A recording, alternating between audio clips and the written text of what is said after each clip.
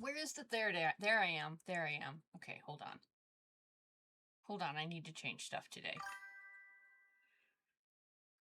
Hold on, I need to slightly rearrange my setup.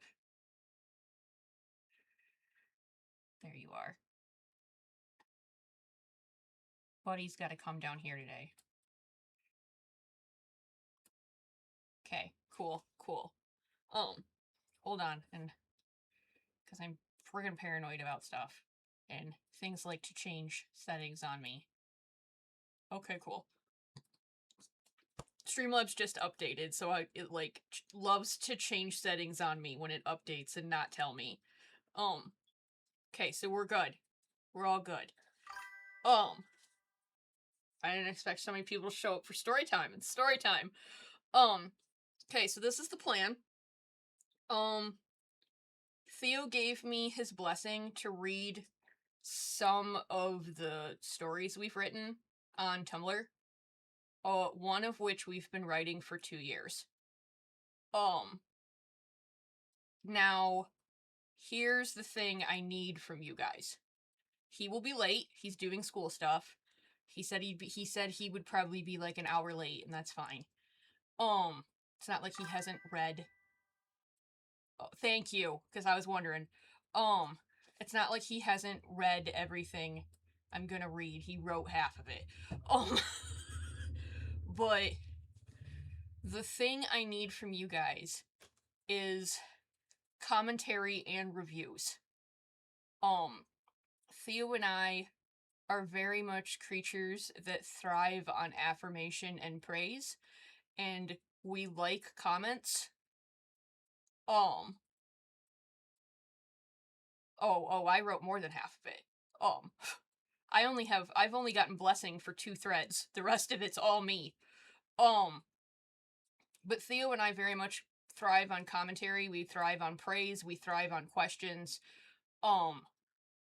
We thrive on interaction. He legitimately said to me, tell me what they think about it before he waddled off to school stuff. So, we need reviews. That's the trick. I'm a read, but you guys need to give us commentary. I went through and I made multiple of these so that I can kind of flip through them while I'm reading, so you guys have a reference. Because I know you can't just recall all my characters, well, all our characters off the top of your head, so I made little references. These 2 are gonna get mentioned a lot, but they're not this old yet. I just haven't really drawn them tiny. I have one picture, hold on. I minimized it. We're here right now. They tiny. I also need that. You guys gotta tell me when ads are coming. Ad already, what the fuck?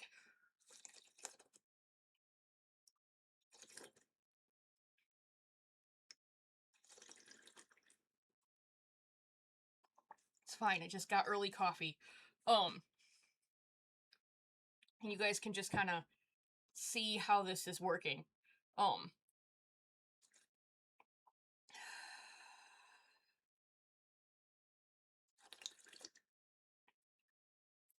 Lemon gets slammed with ads so fucking often. It's like Twitch picks one of my viewers and slams the shit out of them.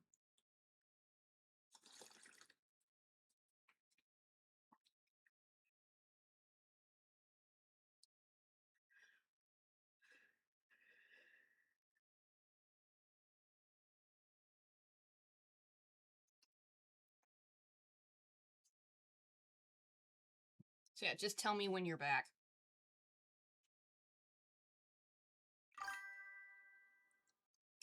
Yeah, it's like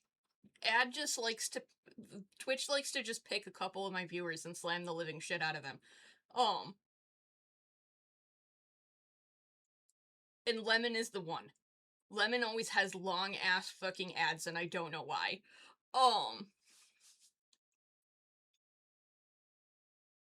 Yeah, okay, so this picture's not gonna stay up, but I needed you to see it because they're babies right now. but I am going to talk about them a lot. Okay, so this. So basically what we're doing right now is I need to give you Symphonia's life when he was still living on Mysterica before I can give you what I'm currently writing, because you won't catch the tone shift and like how much he shifted as a character if I don't. So like that's what we're doing. We're doing Mysterica situation. Um Oh, no, you can even do commentary when the stream is over. You can raid our channels and bug the shit out of our muses. Like, you guys are welcome to whatever the story that I'm reading. You guys are welcome to go bug our muses about plot. Like, you are welcome to go, hey, Silu, how did you feel about when this happened? Like, you're welcome to do that. Or, hey, Symphonia, how did you feel when such happened? Or, Suxu, why are you such a bitch? I mean, what? Like, you're welcome to go do that. So, I'm also gonna give you whose point of view oh yeah, you'll find out why we hate her. We fucking hate her. I'm also going to give you his age as I keep going, because this is over the course of years. I'll tell you so you can follow by age point. Symphonia and Silu did not meet until Symphonia was 33 years old. Currently, he is 31. Okay? Symphonia is 31 years old. Also, please remind me to breathe. It's odd to start having the rest of what would be Uzva's binds show up at the palace, but he knew this day would come eventually. Even if he hadn't been one of them, they all knew this day would come. Safirin was the first to show, but she's been around for nearly as long as Uzva was showing up when the prince was only a few months old, handpicked by Conrali Tyvis himself. If he said she would do a good job, there'd be no doubt about it, and sure enough, the past few years have been just that. Revan was the next bind to show up, but he was not one of his co-binds, but instead Pilby's prime. The little wisp was full of surprises.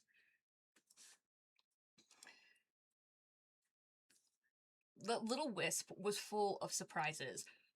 Binding with him near the moment they met, it only took hours of the child being held in the Aurorian's arms for the infant to make up his mind.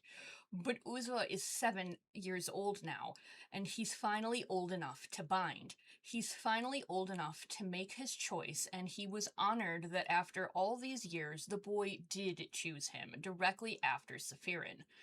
He was the first to be chosen of Uzva's teachers, and he couldn't begin to put in words how much that meant to him.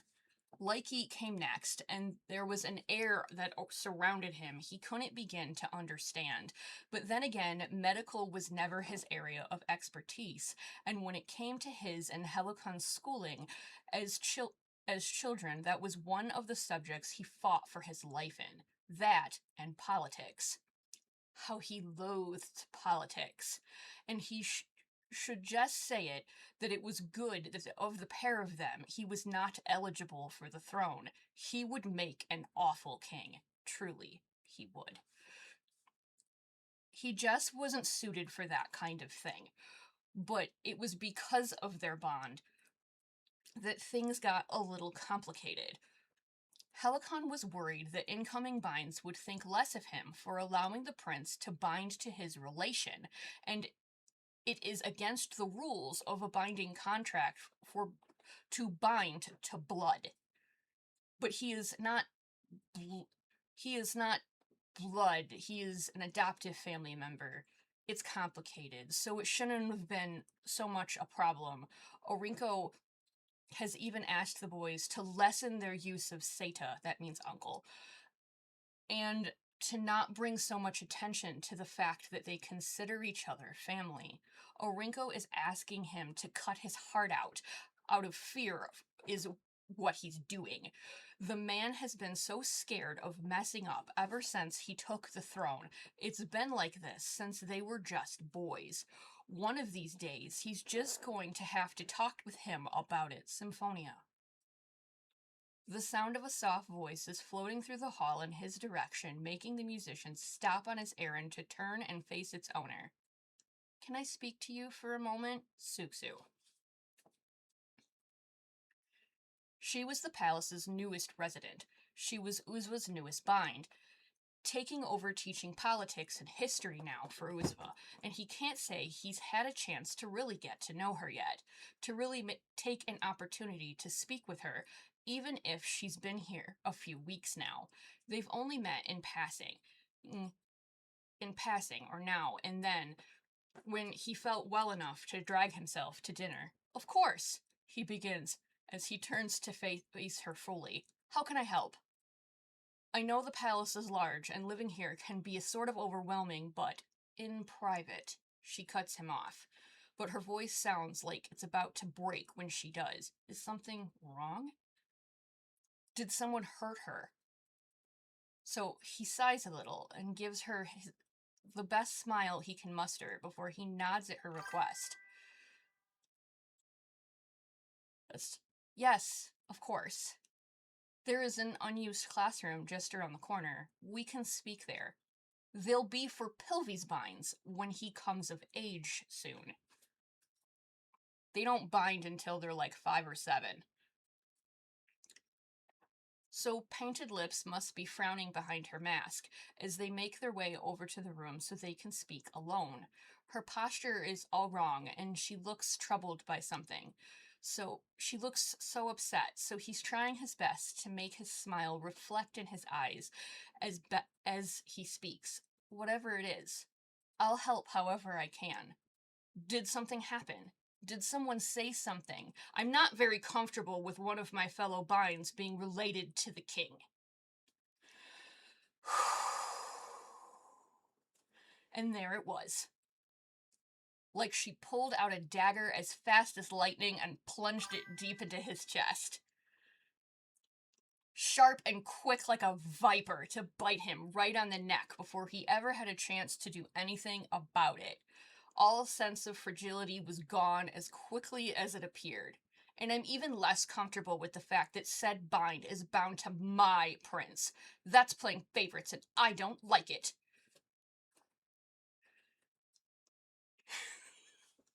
We hate her. The only thing that can really happen at this point, is for the smile to fade from his eyes as his lips hang low behind his mask. He can hear Helicon in the back of his mind. Mind you, I call him Orinko, but his first name, I'm going to say a really long word here, follow me. His first name is Helicon Punainen Orinko, that's his whole name. Helicon Punainen is his first name, so Symphonia just calls him Helicon for short. He's talking about the king. The only thing that can really happen at this point is for the smile to fade from his eyes as his lips hang down low behind his mask. He can hear Helicon in the back of his mind telling him that this is the kind of thing he was scared of happening. Someone getting upset and thinking he was playing favorites when the musician became Uzva's bind, even if it was entirely not the case. He's sighing a little as he crosses his arms over his chest as he tries to come up with the best way to handle the situation, because he can't very well change who his family is, and the bind is already cast. He can't take it back now, and besides, even if she demanded it of him, he wouldn't. That was Uzva's decision, not hers. A second sigh escapes him as his shoulders start to sag a little as he watches pink eyes fixate on him. As he watches the pink eyes fixated on him go from soft to vicious. What would you have me do then, Suxu? I can't very well change who I'm related to, and the bind is already cast. I am sorry this is making you uncomfortable, but nothing. You only got your position because the king played favorites, and it would be an awful shame if the rest of the kingdom found out that their lord was breaking the laws of bindings. The laws of what? You very well know what the laws are as well as I do, don't you? There's a bit of a scoff in his general direction before the same set of pink eyes are rolling at him. You're a musician. What can I expect of you to know of the laws? So fine, let me spell it out for you. She's speaking to accent the points she's making with one hand while one angrily sets on her hip. The laws that come with binding to a royal. How stupid are you? Has living in the palace your whole life made your head get heavy? Your horns are your horns couldn't have had anything to do with it. They call each other heavy-headed when they're stupid. They use the phrase heavy-headed instead of airheaded because if you're heavy-headed, it means your horns are so heavy it's weighing down your brain. That's why she's attacking his horns, because they're short. Um, she scoffs again as she shifts her weight from one side and then paces back and forth from one side to the other, directly in the path in front of the door. When one binds themselves to a royal, it becomes their sworn duty to act in the name of that royal and that royal only. Outside distractions are not only unneeded but unwarranted. They're a hindrance to Uzva, and if he doesn't have your complete focus and not on that little speck of white you keep making googly eyes at, Pilvi has nothing to do with my bind to Uzva, Suksu. He's my nephew, not a distraction. I don't really appreciate you talking about my family in such a way. And I don't appreciate how high your head has been in the clouds when you waste your time speaking to his ingrate of a guard and divert your attention away from Uzva. That little pipsqueak is the child white. He doesn't need any more coddling than he is already going to get basically from the entire kingdom. Yes, she is. Uzva will have no one, so he better have us. What are you saying? That Pilvi is a threat? Are you serious? Do you hear yourself? He's only 3 years old. He can barely fly straight, and his entire world is Ravan and his Isoveli, big brother. Exactly. He's a distraction to Uzva, and besides, that child is going to need to learn the harshness of the world sooner or later. So what does this have to do with me? Suksu, I am warning you that if you try to, she's in front of him in a flash, and before he has a chance to react, her hand is reaching up to wrap tightly around the bright orange tie around his neck, and she pulls hard to drag him down to her level so they can meet eye to eye. You warn me? You have no power here. Let's make one thing perfectly clear, Citrini Symphonia. I will do exactly as you will do exactly as I tell you, or the kingdom will find out just how many laws your precious Isoveli has shattered to oblivion, and in turn his oath, by putting you ahead of it. Face the facts. You ruined their lives by not reading the fine print. So then what do you want me to do? Separate the boys, and when Pilvi's binds come, they keep them away from Uzva. I don't care how nasty you have to get, but keep them away from Uzva, and this precious brotherly mess they have going on needs to end. You want me to destroy my nephew's relationship. Are you crazy? I'm not. Her other hand is moving in a flash to bury deep into Orange Locks as fingers clench down into a fist and pull. He's wincing in pain as she tugs him down further until ultimately the musician drops to his knees just to try to relieve some of the pain from being forced to bend over. You can and you will, or your precious brother will lose the throne and your family will get tossed out of the palace on their asses, and it will be all your fault. So, as I said before, I don't care how nasty you have to get. If you want to keep your little secret, you'll do as I say. Am I understood? Yes. That's a good boy. Now I believe there's already work to do. That's the first part. Pause. That's the first one. Now we move to this. There's a reason I said that you guys can go in and be like, hey, Suxu, why are you a bitch? Pause. What the hell? Oh yeah, this is Mysterica. Symphonia's got some fucking shit going on. This is before any of Silu and his troop even fucking shows up.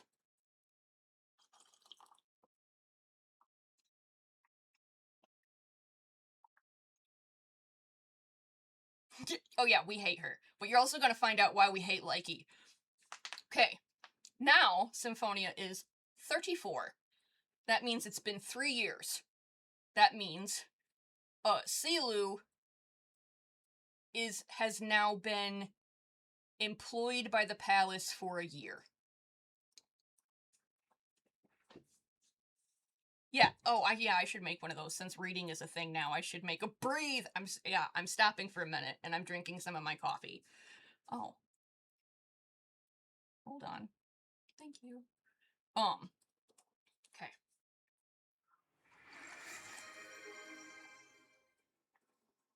Okay, I'll wait. I'll drink my coffee. Tell me when you're back.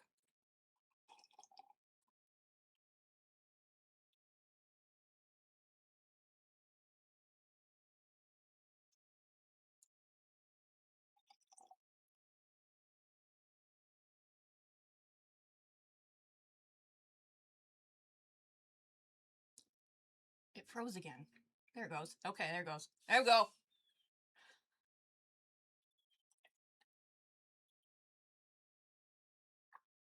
Let's say. Took a half an hour. But I don't just read. I gotta give you some kind of voices. I gotta give you some kind of attitude. I can't just read Suxu with a straight face.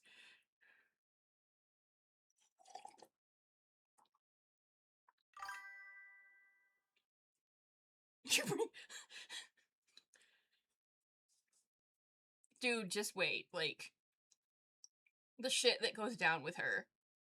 Goddamn. Goddamn. We hate her for a fucking reason. This document is, okay, cool. Yeah, this document is, 5 parts long, but I'm gonna have to pause in the middle of it to read one of the threads that Theo and I wrote. Okay, so, fast forward, 3 years have passed. Pilvy's binds are working now. Puffball is now 6 years old. Yeah, Puffball is now 6 years old. Uzwa is 4 years older than him, so he is now 10. Symphonia is 34 years old. He's known Silu for a year. Everything just keeps going to hell, and he hates that it came to this. Sitting on the floor of his classroom, surrounded by shards of glass and broken pictures. No one will see it. No one will find him. He can't go to Lamidas, and he can't go to Palo. It's going to be another round of dragging himself to Lila Kilto, a young girl who works with her mother, tending to the rooms of the palace. They clean and reorganize and tend to the general upkeep of the palace, and it's going to be another round of finding them quietly as he can, so the state of him doesn't cause a fuss with the rest of the people who live here. If Tulta sees him, or worse yet, Mother, he can't. He doesn't want to think about what they do. Ooh, but there would be war. Today had been going so well. Today was the day he was going to turn things around. Today was the day everything was supposed to get better, and for a while, it did. He took Mother's advice. He acted like himself. He gave Pilvi a hug, smiled at his cobines. He had a nice talk with Valo and Amonkoito. He had a midday meal with Silu and Sudan. They talked about music and discussed their crafts. He had a long conversation with Safirin about life and into Uzva and the future of the kingdom. Today was going so well. Today was almost perfect. Until after midday meal. Mind you, midday meal is their equivalent to lunch. They don't have afternoon, they just call it midday meal. Um, until after midday meal, he went back to his classroom to grade papers. Uzo was still struggling with the topic they were on, but he was 11 now, and still easily frustrated.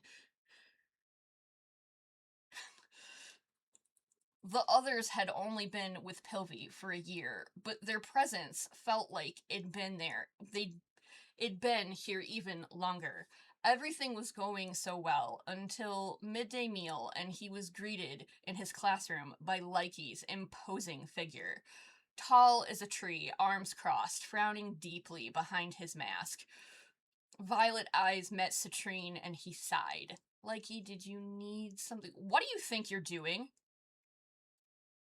He froze in place at her words, her voice, head turning in slow motion to see Suksuk perched in the chair at his desk, with her legs crossed over themselves and her hands resting on her lap. He can only stare at her like an animal caught in a Wendarian's gaze as he feels a sense of unease overtake him. I asked you a question, Symphonia. Answer it. What do you think you're doing? You missed part 1. You missed part 1. We just started part 2. And I made you references. Doing what? And it probably wasn't the best thing to come out of his mouth, but it was the only thing he could think to say. What did she mean? Had he done something wrong? Was she upset with him? She sounded like she was upset with him. Are your horns so useless that you didn't hear me? You're practically deaf. I asked you a question. What do you think you're doing?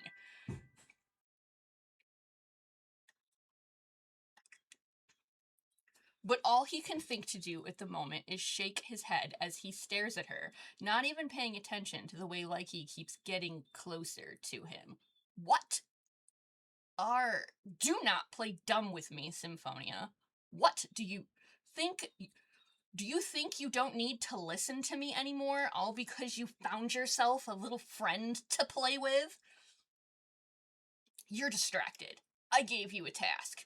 You're supposed to be keeping Pilvi's binds away from Uzva, not consorting with them, not being friendly with them. Wait. You're mad at me because, wait, were you stalking me? I wouldn't call it that. We have to keep the troublesome one in line, after all. Of course, you have a job to do, and if you don't do it, then you're going to end up ruining your big brother's life, and you wouldn't want that, would you? And he can feel himself shrinking at the question. He can feel his shoulders drop, and he can only stand there slack-jawed as he watches her get up from her place at his desk, only to walk a short distance to stand in front of the door. Why would she? Quite frankly, Symphonia, I won't deal with this blatant disrespect and purposeful ignorance towards the rules being set for you. You have a job to do, and it should come before all else. It's for Uzva's best interest, and as such, that means you shouldn't be concerning yourself with Pilvi or anyone around him. She's sighing as her arms unfold over their crossed position over her chest so she can place a hand down against her hip. I told you there would be consequences, and you didn't listen, so you only brought this on yourself. There's no time to question what she means or argue with her. There's no time when he feels a strong, much bigger than him, hand come down on his own upper arm, only to pull and then throw him across the room. He doesn't even have the wherewithal to stop himself from his race across his classroom and straight into a bookshelf that he keeps pushed up against the wall. Oh, and it couldn't be the short one. No, it's the tall one that reaches nearly straight to the ceiling, and the trinkets and pictures he had at the top of it come crashing down upon the impact on his face. He's dazed in an instant, tumbling to the ground only to once the strike happens, but apparently they aren't done with him because Likey is retrieving him from the ground by his ponytail, only to toss him across the room again. But this time he clips his couch he has sitting in the middle of the room, and he finds himself crashing over the top of it until he rolls to become a heap of himself on the floor.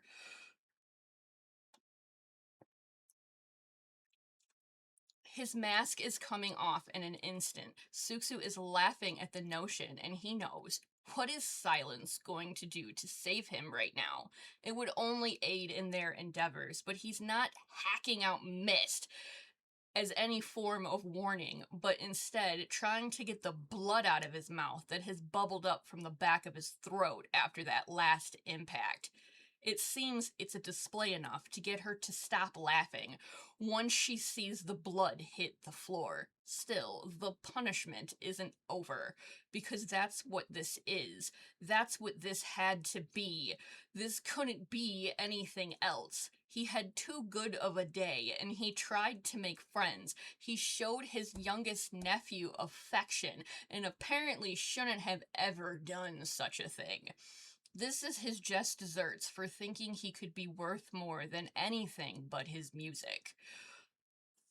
Likey is reaching for his collar this time, large fingers twisting into the collar of his shirt, and his tie only to wrap around his throat when his back is slammed against one of the only clear walls on his whole classroom. Suksu has come to join her lackey at his side as she looks at him with an arrogant smirk. "You did this to yourself," she comments as the musician can only hang there and groan. "What do you think His Majesty is going to do when he sees me like this? Mother, what about Kenrali Tyvis?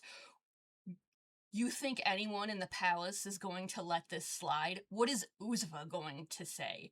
His voice drags out in a pained attempt at defiance that only earns his body being pulled away from the wall just to be slammed back against it as if to make a point. "They aren't going to see you, and you aren't going to tell them." She practically purrs the words as if satisfied with the message they've sent to him today. "I have to go to dinner, Suksu. How are they not going to see me? You aren't feeling well tonight, so you aren't going. Understand me? Figure it out yourself. But they aren't going to see this, and you aren't going to talk about it." Likey finally releases his hold to drop the other man to the ground. "Am I understood, Symphonia?" The musician can only groan in pain as he nods. "Good."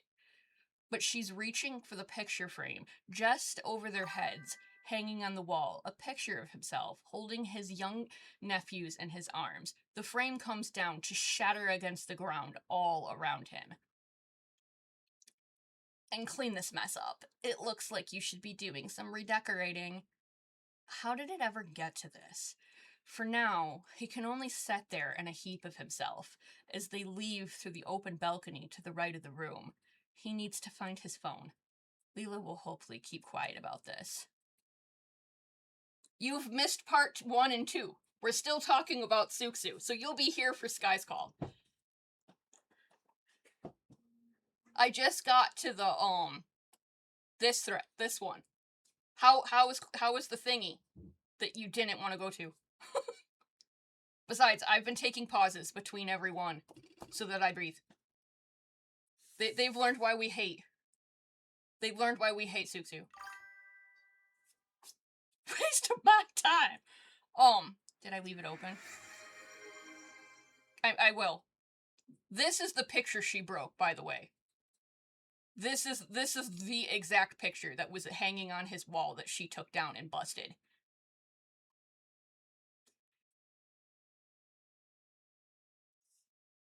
Okay, so I will drink the rest of my coffee, and then we will do the next part.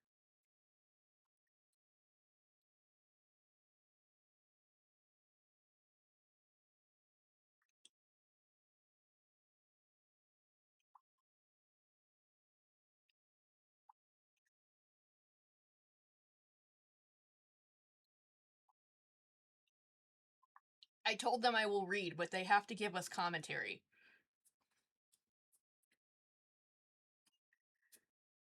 Oh yeah, no, Suxu's fucking like we hate her. Oh, I haven't even really got to like the depth of it yet. Like there's a more complicated part of Suxu.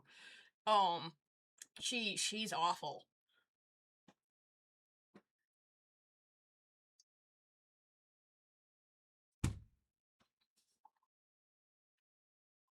Okay, 3 years have passed. Symphonia is 37 years old. So that means Pilvi, affectionately known as Puffball by Cielu, is older. And you'll get Symphonia's nickname for him in this one. So, Symphonia is 37 years old now. Finding the crying child hadn't been his intention when he came up here, but he found him nonetheless. He'd wanted a place to get away from it all. He wanted a place to get away from the fighting and the yelling and the name calling. Today had not been kind to either of them, it seemed, and he's sure that the boy doubts anyone even knew he was up here. That would explain the mad panic going on in the lower parts of the palace between the rest of his vines and his guard turning into a wreck. They hadn't been alone together in 4 years. He flinches when he hears him, but with horns like that, how could the boy not hear him? Context. Their horns are made of crystal. Crystal vibrates and amplifies their hearing. The taller your horns are, the better your hearing is. The more horns you have, the better your hearing is. Pilvi has 7 horns. He's still quiet as he approaches, taking a moment to settle down on the ledge next to him. He's floated himself all the way up here to the highest point of the palace, one of the small rooms towards the tower's points. It's an open window with the entire kingdom stretched out before them. They could just fly away if they wanted, and it would be hard for anyone to do anything about it. Hey, kid. He starts as he lets out a sigh and raises a hand to gently ruffle through white hair. Again, he flinches, only to settle for a moment, and he's sure that all the years of damage he's done, with how nasty he's been forced to act, have done their toll. Seta Symphonia, what are you doing up here? Probably the same thing you are. Did you come looking for me? Truthfully, no. But I found you anyway. It's probably for the better that way. Better? Why? Because nobody knows we're up here, so we can finally speak freely for once. Whatever you say won't make it back to your father or your vines. It's just between us. There is a body of white leaning against him as he moves his hand out of the boy's hair to wrap around him. Soft sniffling and white sleeves tug down, raising in an attempt to wipe his tears away. Sniffles get pulled up hard through the boy's nose, while the young prince tries to find his composure. Seta Symphonia. His voice squeaks as he starts, and he feels that arm squish him a little as it pulls him flush to the elder's sides. Why aren't we friends anymore? And that question shatters his heart into 1,000 pieces as soon as he hears it. This is the result of it all. This is the price he paid, except he doesn't know if it's worth it. Is his nephew really worth all this? I'll pause. Why do you have an ad? At a moment like this is debatable. Fuck. Dude, Lemon gets slammed with the ads more than anyone. And you should not be getting ads, Theo. Exactly. You should not be getting ads. You literally are sub to me. You should not be getting ads. It's okay. We'll open the next drink of the day. Stay hydrated. Hydrate, don't dehydrate.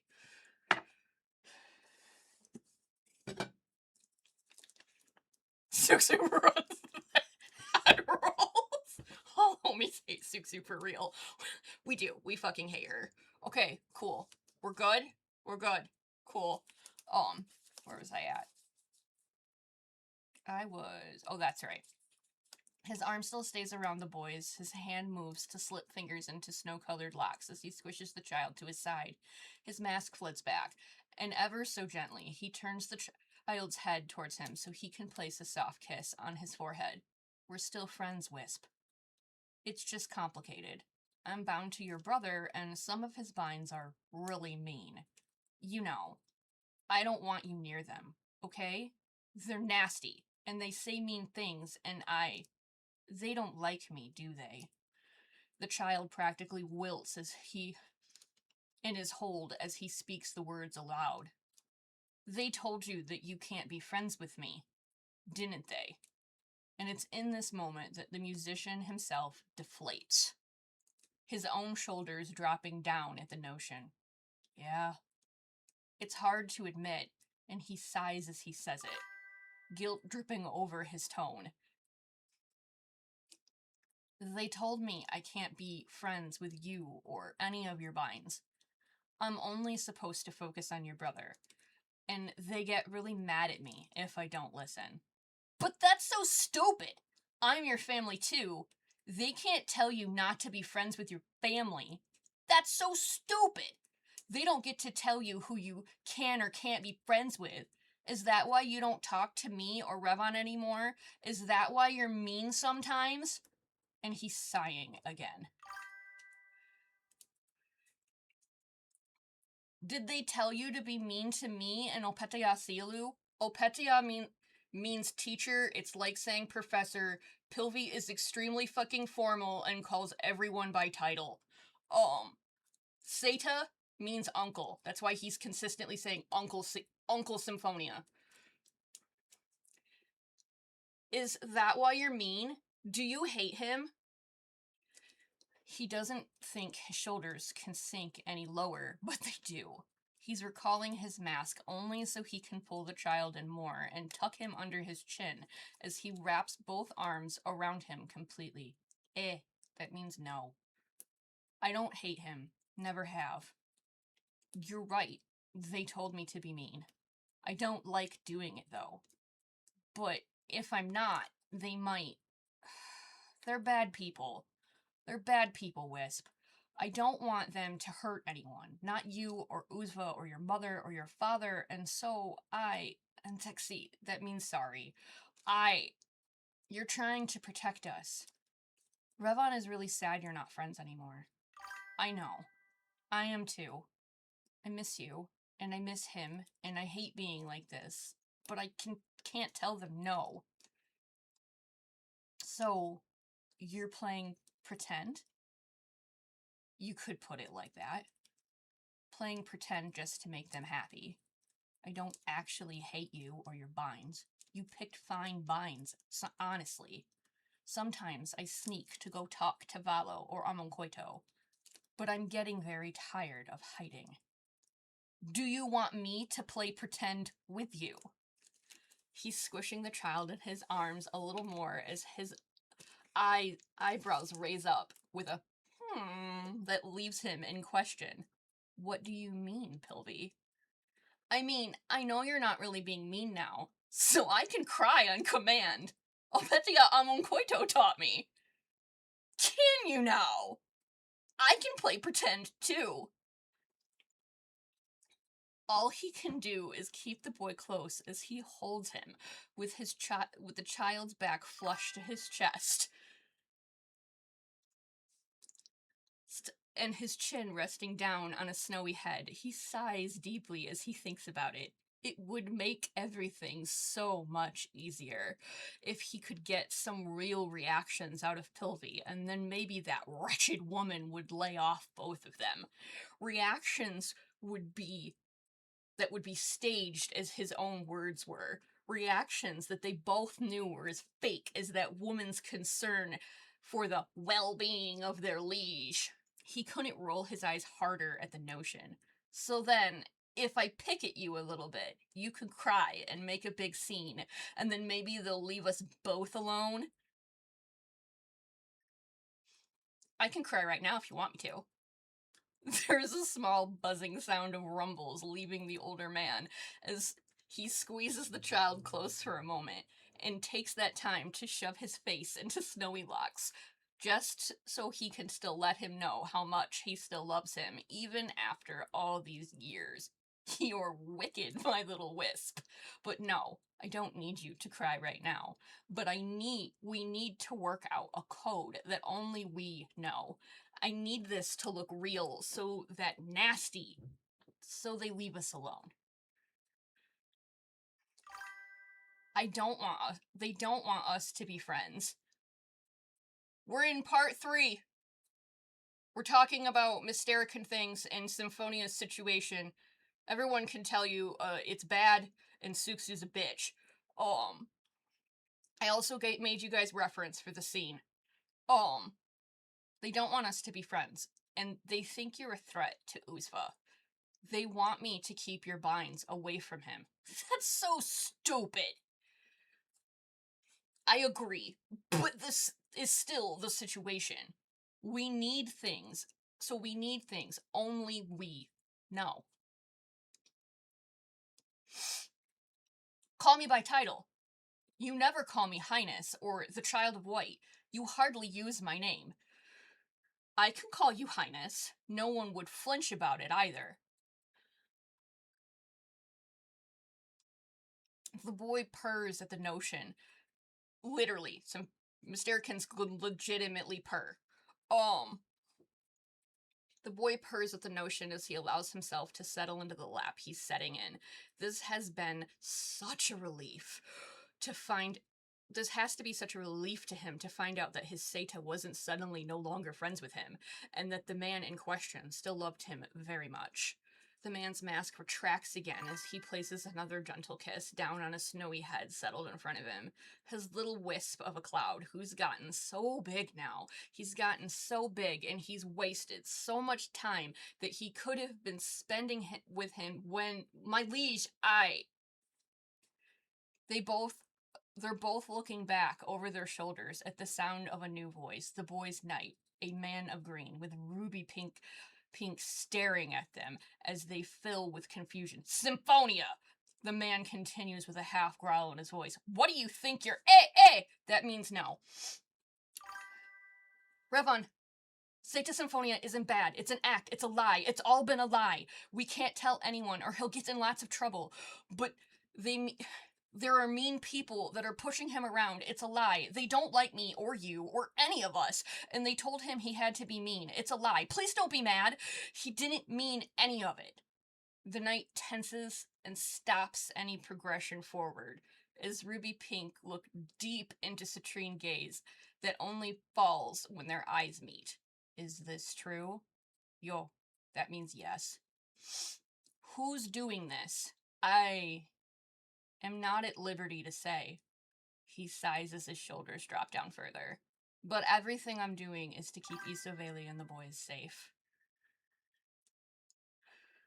There's a sigh that leaves the knight as he crosses his own arms over his chest and shifts his weight. Alright, fine. But tell me everything you're able to. How can I help? Well, actually, Wisp and I have come up with a bit of a game. Okay, hold on. We gotta pause anyways, because now I gotta bring up shit that we've read. Now we gotta drag this over here. The thing! Okay, so this is what you need to know. Because it's gonna look weird, because I'm gonna be scrolling up instead of down.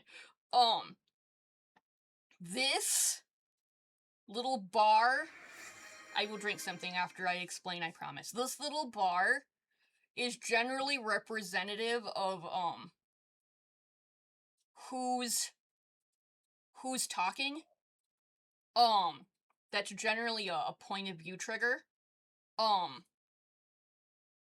This thread took place a year after what I just read. So, the thing I need to explain is, see how it shifts and now it's blue? whatever I'm reading that's at the top of the top of the post, Theo wrote. I did not. So Theo wrote all this. This is Silu talking. This point of view bar is Symphonia's. This point of view bar is Silu's. The point of view bar will change because Theo writes like all kinds of characters in this, and so do I. That's why this is gonna keep changing. But I am reading Theo and mine. This is how we write. So it's because how we write is I posted this, then Theo replied to it, and then I replied to Theo, and then Theo replied to it, and then I replied to Theo. That's what you're reading. Does that follow? Cool. Cool. I'm reading Theo's writing too with Theo's blessing. Theo's very shy, but he like cooks harder than I do sometimes. Like we cook at the same level. Theo's writing is some of my favorite writing on the face of this fucking earth. Okay. So the point of view that I started in is Uzva. This is Uzva talking. Remember Opetia means teacher. Isabeli means big brother. This is 1 year after the game of Pretend was established. Let me drink something before I start reading.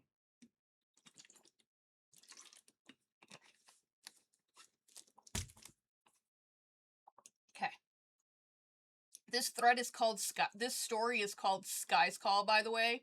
There's quite a bit of it that's up in the Discord, but it's very annoying to transfer it from Tumblr to the Discord, so we just gave up. Sorry. His weight is shifting in an uneasy fashion as he pulls his hand on the knob to the door to push it open awkwardly. Slowly, the prince, of barely 15, pokes his head inside to be met with wide jade eyes that are jerked from their lesson, only to race over to the other boy, who has very much hidden a frown hanging upon his lips. Isabeli! The younger prince shouts as he floats over to cling to his brother. Sorry to bug you, Opetiasilu, but I didn't know what to do. He stops to sigh. Opetia Symphonia isn't in class, and he didn't leave me a note or a message to tell me what to do. Normally, he just sends me to you, so I figured I would just come here anyway. The Flare Prince moves into the class further, and he lets himself plop down into the beanbag in the room as his shoulders sink to the floor. It's just that if he doesn't text me to tell me what to do, he always writes a note or texts you or tell you what's going on. So I just figured he was sick again, but something feels off. It's not like him to say nothing. Did he say anything to you? The younger of the Eclipse pair is crawling into the beanbag to cling to his brother as the elder sighs. You don't mind if I hang out here for a little bit, do you?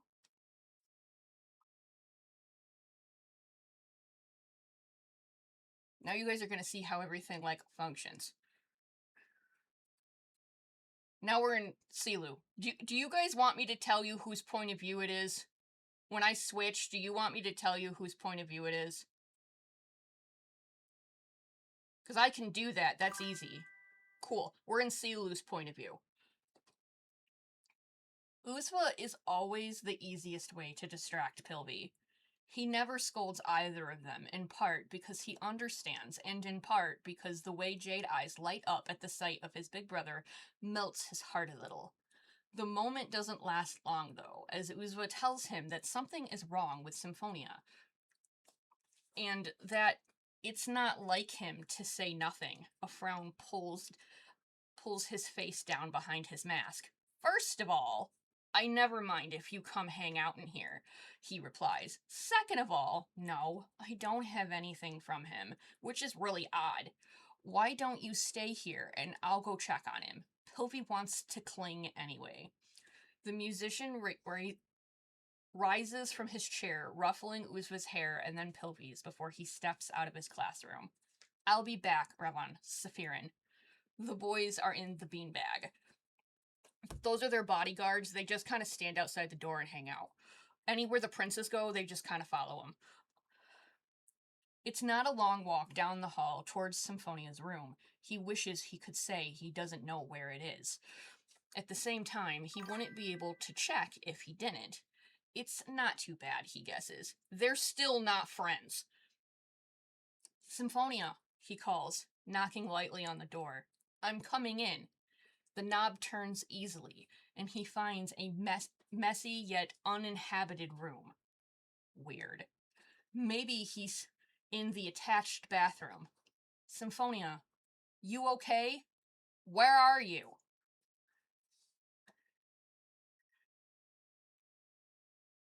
Now we're in Symphonia's point of view. And I'm gonna drink something first. This is a long this is a thing.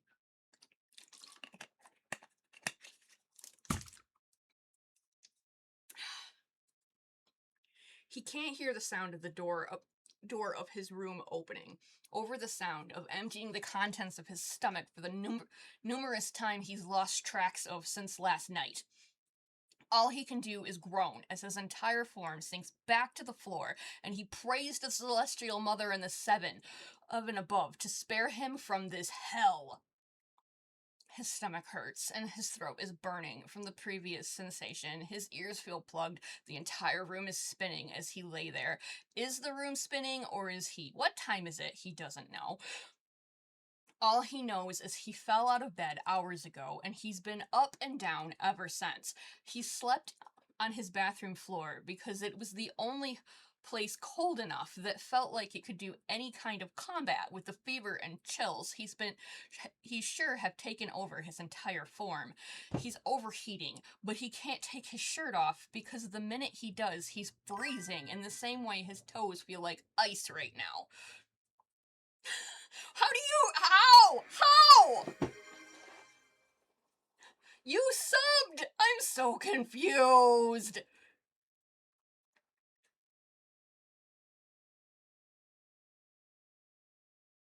Like, literally, no, one of my streams, Theo got hit like 9 times, and everybody else only got a couple. So we got, like, real frustrated that day because he just kept getting fucking hit. And then, so he shouldn't be, he subbed. He subbed. I'm so confused right now. Okay, hold on. We'll drink something. Give me a minute. Jujutsu working together to sabotage the story time session.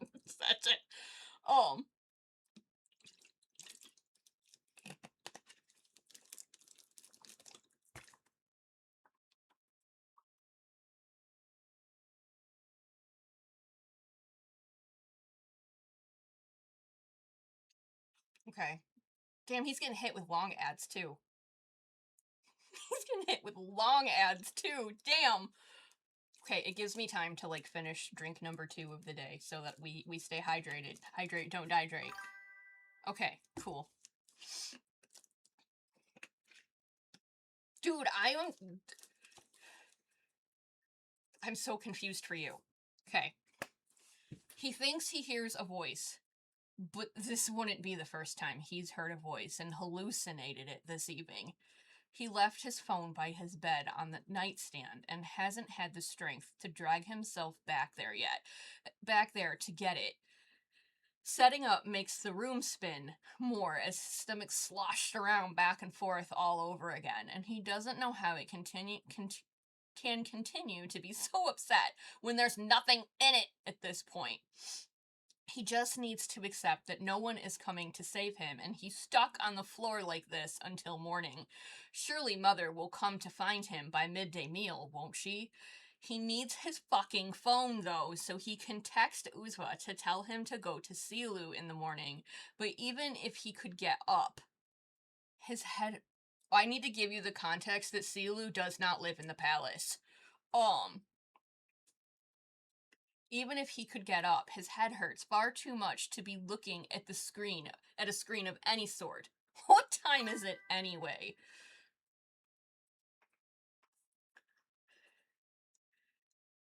It feels like it's crawling, and he's been stuck on this floor for an eternity. He doesn't even know if he's gotten sleep or not. It certainly feels like he hasn't, so he hardly hears footsteps that are drawing closer, and he doesn't have the strength or energy to do much more than look up with tired eyes as Citrine meets Aqua. Silu. If Silu's here, it must be morning. So that means no. He did not get any fucking sleep, and he spent the night throwing up and dizzy. How many hours has he been laying here? All he knows is he feels like he's burning alive, and he can't even part his lips to speak. Oh, that makes more sense. That makes more sense. I was like, how are you getting slammed? That makes no sense.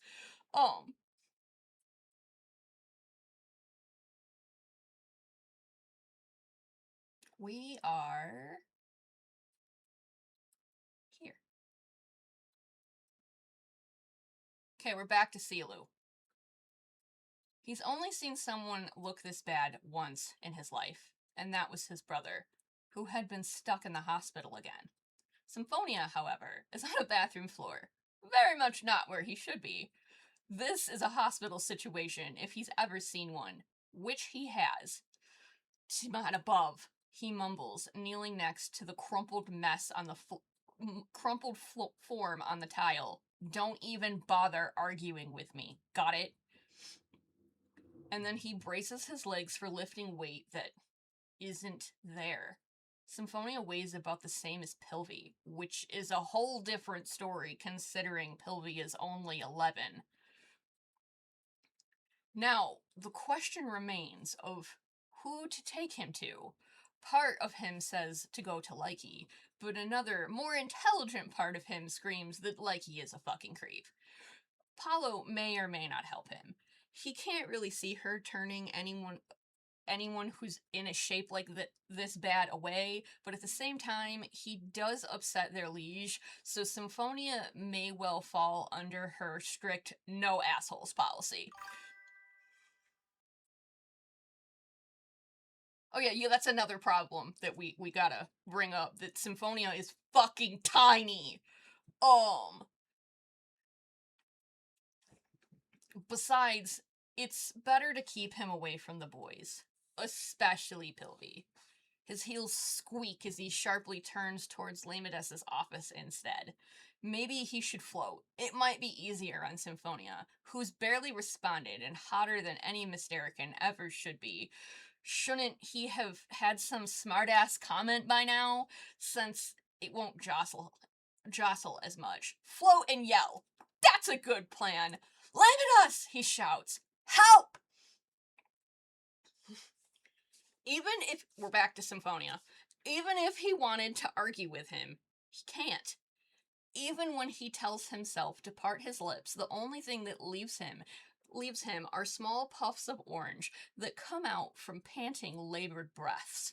He can't argue, and he doesn't want to. He's lifted from the ground with little to no effort and rolled to lean into the younger's chest. And it's in this moment that he realizes how cold Silu feels. Is this normal, or is it just because he feels like his body is being scorched by the sun? The little idiot is walking instead of floating, though, and he can't say it's doing anything good for his stomach. The feeling of every step makes it feel like it's bobbing up and down inside his middle, and the only thing he can do right now is to continue to pray to the Celestial Mother that he doesn't throw up again, because doing it now all over the pair of them would be a little more than embarrassing. Something tells him that Silu wouldn't be mad at him for it, though.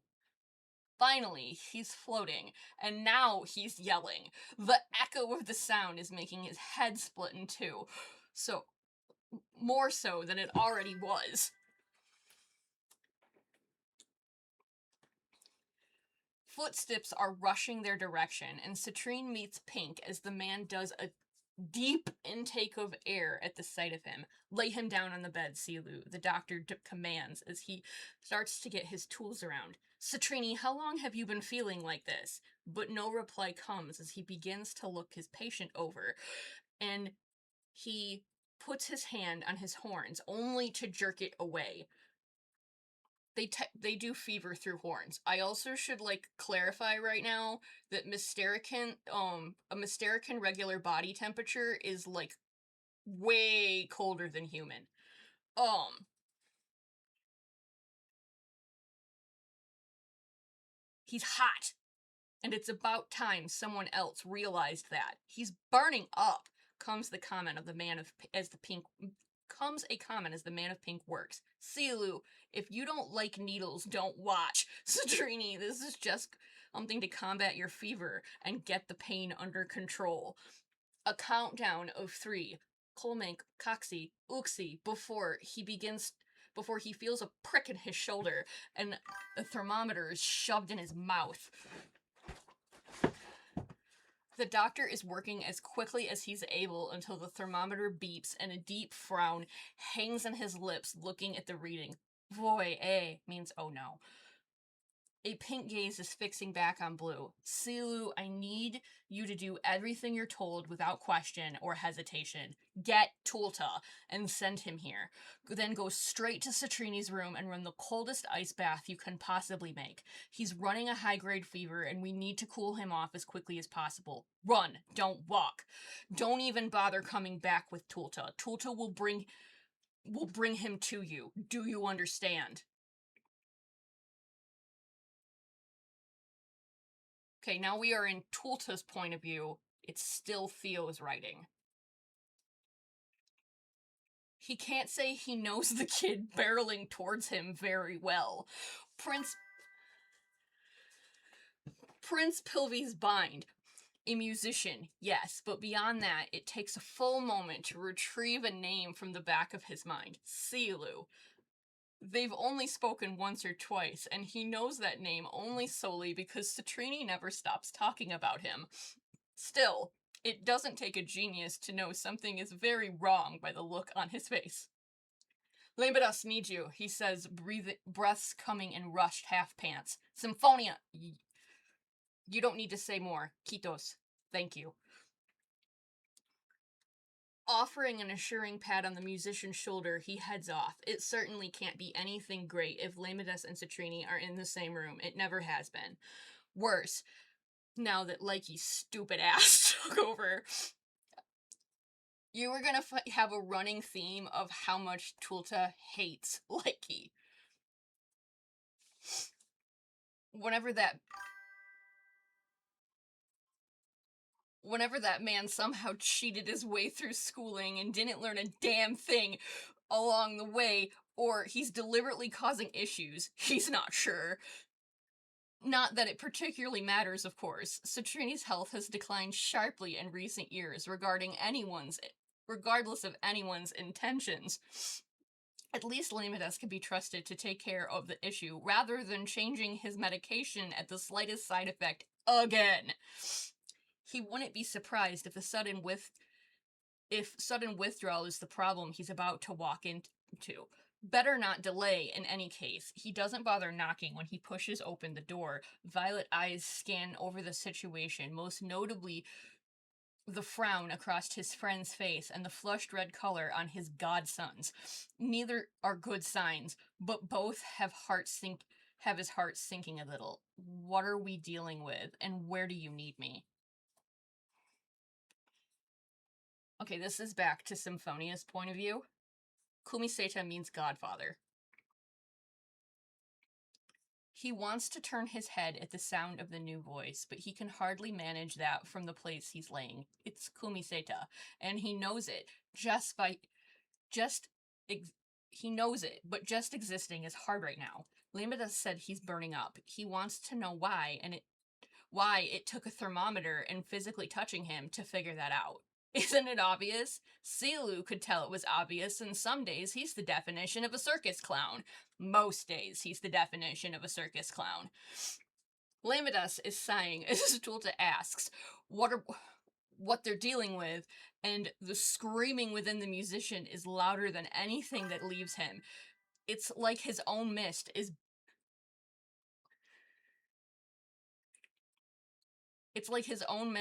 backfiring on him for the first, and hopefully only, time in his life, because he doesn't have the wherewithal in him to tell them both he feels like death. Symphonia's fever is almost 100, Tulta. I sent Sealu to his room to draw the coldest ice bath he's capable of. We need to carry. I need you to carry him for me. The first thing we need is to drop his temperature. I already gave him a shot for pain, and that should help. A lot of this sounds like muffled. Um, a lot of this sounds like muffled filler filler talk that he doesn't completely understand because his ears feel so plugged. Everything sounds like he's underwater. Why did they send Silu away? If he was going to be so miserable, at least he wanted someone who made him comfortable. Kumiseta is a start, but where's Mother? Why can't Silu come back? Maybe he really does hate him. He just wants to sleep. He's so tired. Maybe if he just closes his eyes, he'll finally be able to. Eyes. Oh, Lamedus's hand on his shoulder, shaking him. Just as he starts to close his eyes. Eyes open, Citrini. You can't sleep until Tulta allows it. And he's so exhausted, he can't even groan. His chest hurts. Whatever exists within the space of his lungs feels like fire and glass churning together to make some substance that feels like it's eating him alive from the inside out. It feels like burning. It feels like jagged shards tearing into him, and if his lungs rupture, he's done for. They understand that, don't they? Why is it so damn hot in here? Why does his chest feel so tight and heavy? Why can't he speak? This would be so much easier if he could speak. But his throat is raw and burning after spending the night emptying the contents of his stomach over and over. There shouldn't be anything left to do, but yet his middle still churns and sloshes like he's going to get pulled into another round of retching if he's not careful. Will someone take him back to his room, please? It's way too bright in here to sleep. But Lamedus is readying another needle this time, empty, in order to slip it into his arm after he's counting him down, taking blood he can only assume as a bandage is put over the second place he's been pricked today. Tulta, I'm leaving him in your care. Get his fever down, and I'll be there to check on him after I run his blood. Do not let him sleep until you feel safe enough to let him do so. Hurry.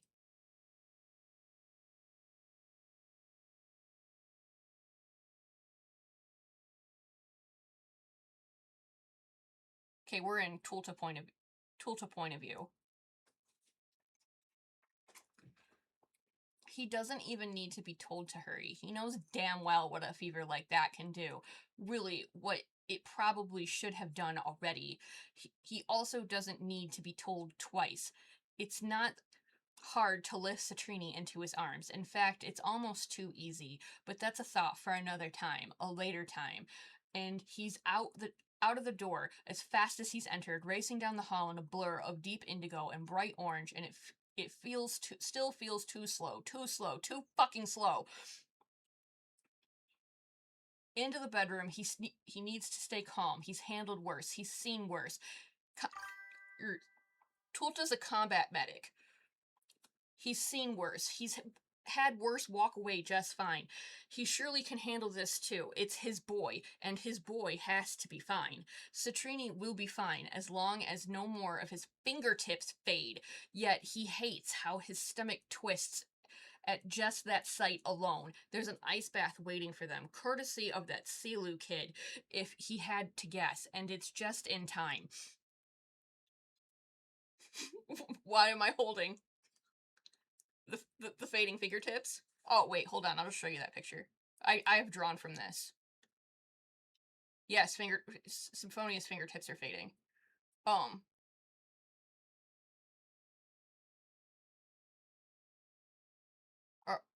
Silu just, yeah. Theo knows that I'm just about to emotionally crush him again, that's all. No big deal. Where is that picture? I'll give you a visual.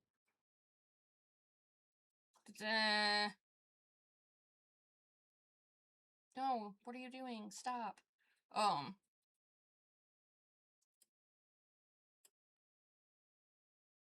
Yes, his fingertips are fading. Here's your visual. Here's your visual.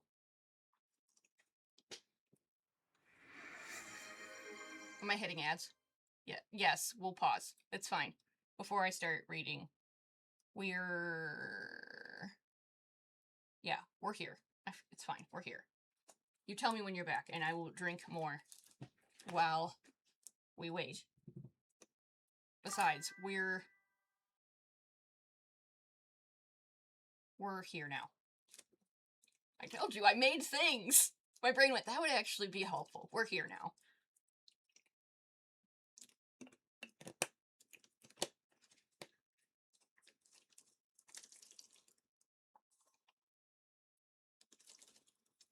So yeah, tell me when you're back. Okay, cool.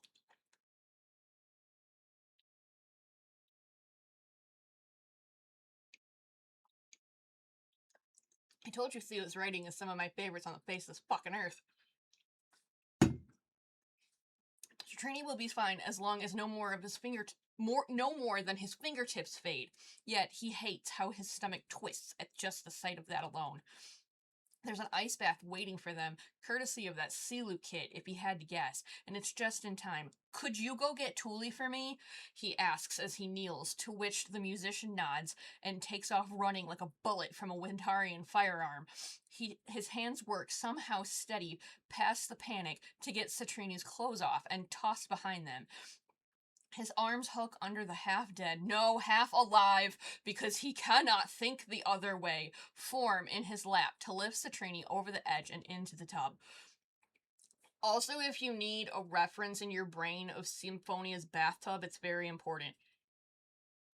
So just remember, Symphonia is rich as fuck. That thing is huge, and Silu refers to it as his bath pool. Just so you know.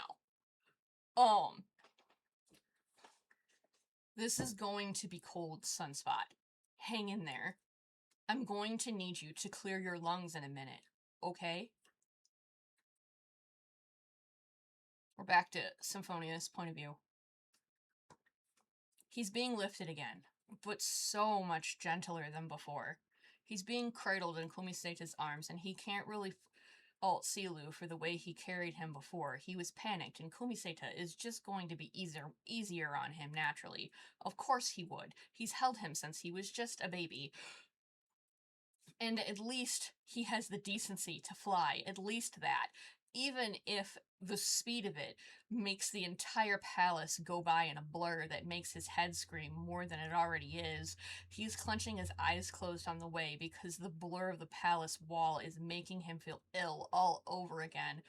Even if he doesn't know how that's possible, when there's nothing left in his stomach anyway, words are exchanged and he can see Silu, but he only understands Thule and the whole mess that the old knight says before his fellow musician turns into a blur of blue, and he finds himself wondering how Silu ever got so fast. Maybe he'll ask him. In fact, he'll just think about it later. He doesn't want to think at all right now, but it's hard when he's being told something and Sunspot enters his ears, meaning him. So he has to pay attention. He thinks he's heard the word cold, and Kumiseta has thrown all his clothing to the wayside. All he can do is linger, because if he wants to tell his body to move, he can't. His arm feels numb, and his hand feels funny. It almost doesn't feel at all. He swears he heard the word cold, though, but before he can think too much more on it, the entire world plummets in temperature as he's lowered into the water, and that feels like ice. Orange eyes shoot open wide as they fill with more life than they have ever displayed in a few days. Pitou! That means fuck. It's the first word that leaves him since the day before, and it's loud. He's gasping deep only for coughing to overtake his entire form. And soon clouds of mist are rolling out of him, one after another, except where citrine orange should exist. It's replaced by a bluish green. The more he coughs, the thicker the clouds become, and they hurt as they leave him. His throat burns, and he doesn't like the way the mist almost feels like it's scraping him against his throat as he forces out his throat. It takes everything in him to stop himself from coughing and to get it all under control. He can't clear his lungs. He can clear his lungs out in a minute. He just needs a minute to breathe. Cold.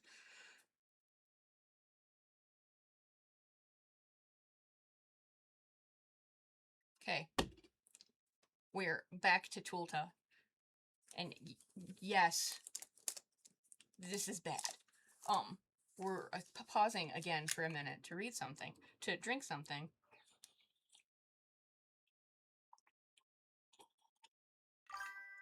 When I read this, because this is Tulta, I need you guys to remember one thing for me. Shoki is Symphonia's father by blood. Shoki is Tulta's best friend. And they have been friends since they were like wee tiny boys in school. Shoki and Tulta entered the Knights together. And then Shoki became Tulta's commanding officer. Shoki commanded an entire squadron. And that squadron during the war was struck by an air raid. And it killed everyone. Except for Tulta, Yoki, and Vario. Tulta lost Shoki in the war. Symphonia was 3 years old. So, remember that. This is Tulta's point of view.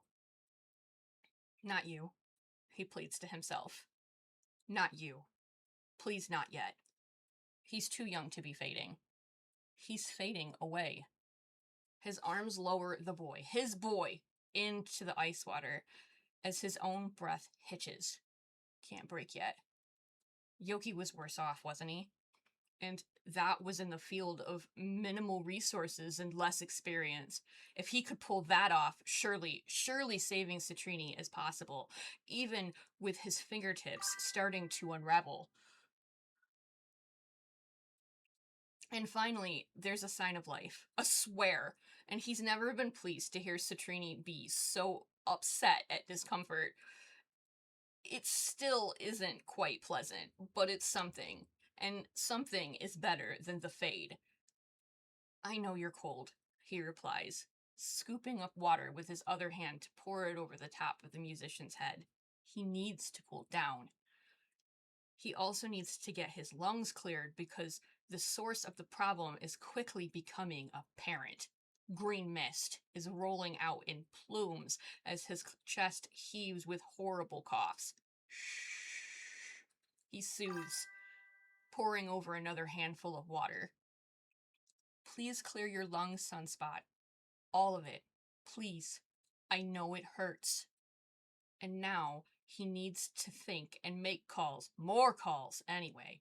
The windows need to be opened when Silu gets back with Tuli, and even when the mist is cleared, both of them are going to be panicked to high heavens. Civilians almost always are.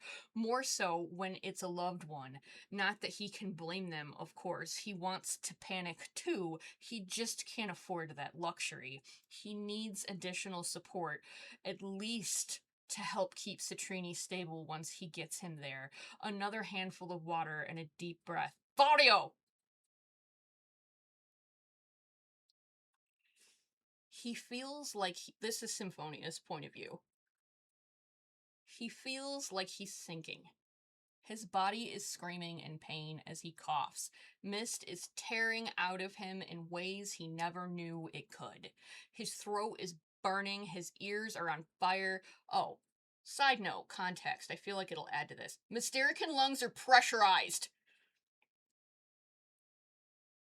So, like, the level of mist they can keep in their lungs is massive. They can smokescreen out an entire town. He feels too hot and too cold all at once because this water is rigid, and but he is very much not. He wants to catch his breath. He wants to get his coughing under control, but Kumiseta is urging him to continue to let his lungs pour out. His hand is numb. His arm is too. He doesn't know if he should blame that on the cold or something else. It hurts, but he'll listen. If that's what Kumiseta wants, then even if it hurts, he'll let his body cough and hack until it's all out. His eyes are screwed shut from the pain as he lets his legs collapse completely into the water, and he feels it being scooped up and dropped over his head. Kumiseta is trying. Kumiseta is trying to get him to cool down, is the only thing he can think of. So there is a way he can help. He just needs to focus for a minute and stop all this damn coughing.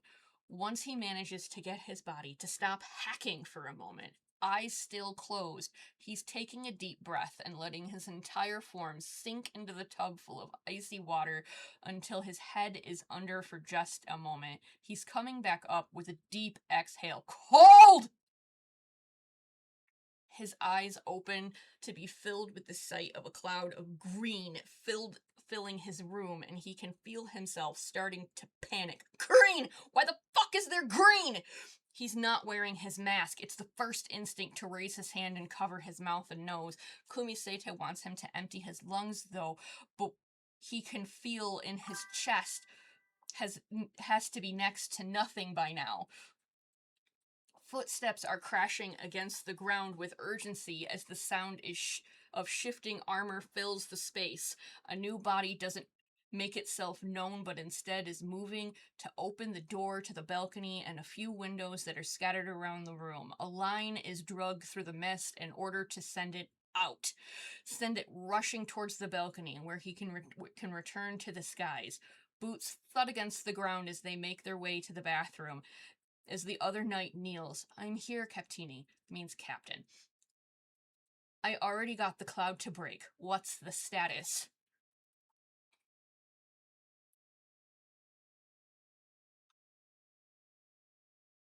Okay, we're still on Tulta. So Trini is asking a question he'd love to know the answer to himself. Why the fuck is there green? He doesn't get the chance to answer before Vaudio is sending the mist out and asking for a status.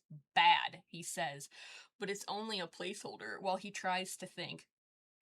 Fever over 100 degrees, semi-conscious, barely responsive, pulse elevated, somewhere around 120. Pain seems like it's anywhere between 7 to 10 if I had to guess, but he's too out of it to tell us anything. Some muscle spasms, he's dehydrated. He's had green in his lungs, so I'm not surprised. I need painkillers and anti-emeleptics, fever reducers too. Be fast. Do not stop for any reason. Go! He orders, bracing his legs to pull the musician out of the bath without dropping or jolting him too much. He keeps Citrini close to his chest as he sits back on the floor, grabbing a towel off the rack to wrap him in. "Hey, explain how Vaudio and Tulta are connected for me, please." His own mask splits and retreats to its port. Leans forward, pinching Citrini's nose shut so he can replace all that green with lungfuls of indigo directly into his mouth. Typically, it's a reckless move. Technically, he's not supposed to do it, but he doesn't care.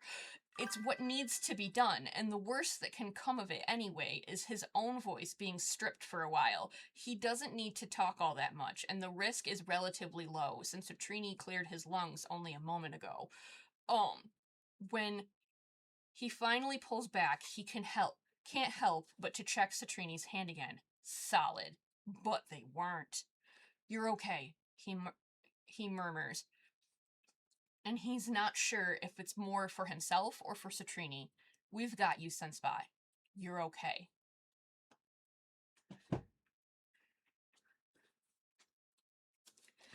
Alright, we're still on Symphonia.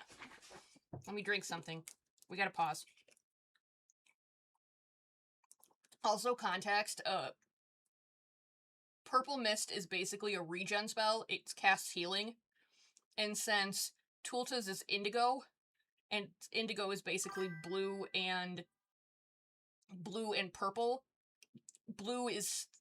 Purple is regen, blue is slow, so indigo is like slow healing. They use it for chronically ill patients a lot. Like Symphonia. Cool. Cool.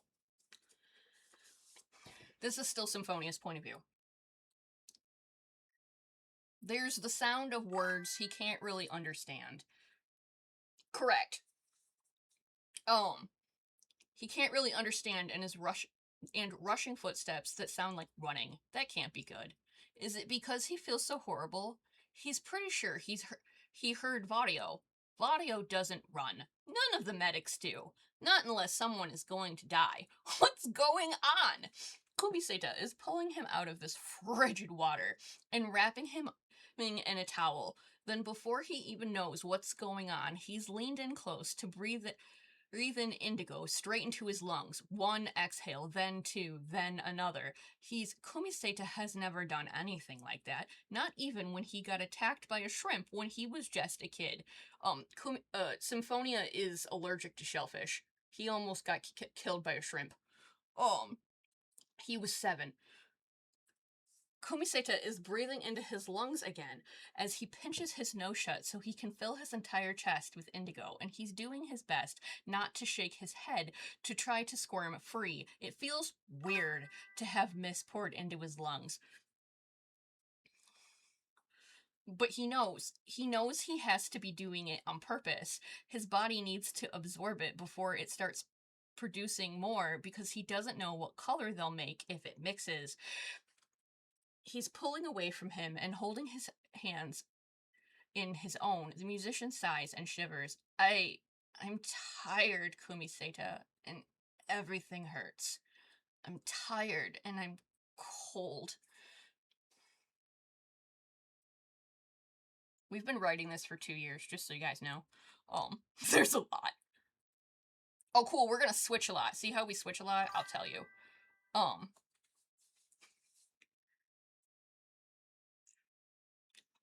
We're gonna go Tulta, Silu, and then we're gonna go Tuli, Symphonia. Citrini is tense in his arms, and he doesn't blame him. He's shivering, and it has to be strange to be given a breath from lungs other than his own. You're getting slammed! It's fine, I'll take a minute to something to drink. It's fine. I'm all down with telling you guys when stuff changes.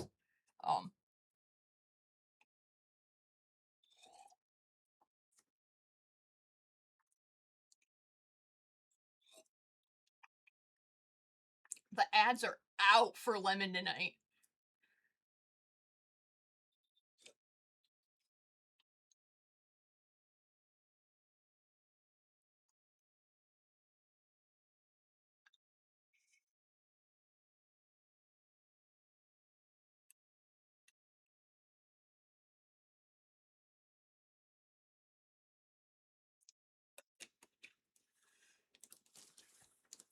I did it last time, too.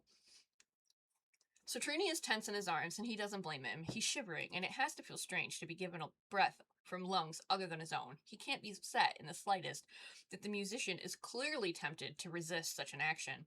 He says he's tired, and everything hurts. He says he's cold. I know, Sunspot. I'm gonna make that more emotional for you. Sunspot is what Shoki used to call his son. I know, Sunspot, he whispers, blinking away the traces of tears. I know. Vadio will be back with painkillers. Silu will be back with Tuli. Everything is okay. We're going to take care of you. Let's get you dressed. I'm also going to give you more context because it's about to come up. The shrimp incident of, like, 7-year-old Symphonia almost dying because of a shellfish allergy is the reason that Symphonia is terrified of needles. So keep that in mind. Now we're in Silu's point of view. Where is she? Not in her office.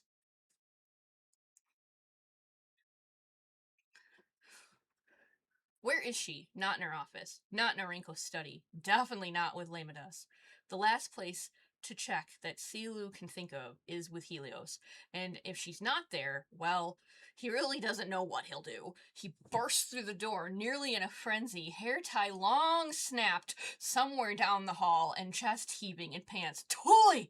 He calls, doubling over with his hands resting on his knees. By the sounds of it and the transparency of Symphonia's fingers, they don't have a lot of time for any formalities or proper greetings. He just needs a second to catch his breath. Now we are in Tully's point of view. Tully. Mama. We're in Mama's point of view. She's turning at the sound of her name being called, and her eyes fill with the sight of Silu standing in the doorway, a disheveled mess. This is not what she was expecting so early in the morning, let alone at all. He looks paler than normal and completely out of breath. Did something happen? He looks like he's seen a ghost. But what could have happened so early? Did something happen to Pilvi? Why did he come to her and not Revon? She's rushing over to him with her brother on her heels. Silu, what's wrong? She asks with concern. We're back to Symphonia. All he can do is curl into Kumiseta as he moves, and he whines a little at the idea of it all. He is hot and cold, and his head hurts, and his body hurts, and his chest hurts, and why was there green? And why does everything feel fuzzy? Kumiseta, he whines. Everything hurts. I don't feel good. He groans as he lays there. He doesn't know what Vario is bringing back, and honestly barely remembers him even being here. He wants mother. He wants mother now. And he doesn't want... He's jerking in the... Oh. I occasionally, and so does Theo, in our writing, we will occasionally refer to each other by the actual translation of their names. Like, I'll say the symphony instead of symphonia. Tulta means wind. He's jerking in the wind's arms as he falls forward and doubles over on himself when his body somehow finds it within himself to throw up when there shouldn't have been anything in him left to give. There's a groan and a cry, and tears are running down his face from the pain of it all. Why does his chest feel like there are cuts left behind as if he swallowed glass? Why does everything feel so miserable? He doesn't want to feel like this anymore. He's coughing a few times as puffs of purple come out of him where orange should be, shifting ever so lightly towards red. He can't take this anymore, I can't take this anymore, he sobs. There's the sound of thudding against the floor. He barely has it in himself to move to see what is going on. Captini, I brought you everything you asked for. Vario, he can't tell what's going on, but he assumes he's giving him everything he was sent him out to get. He'll do whatever Kumiseta says, but he doesn't want a shot right now.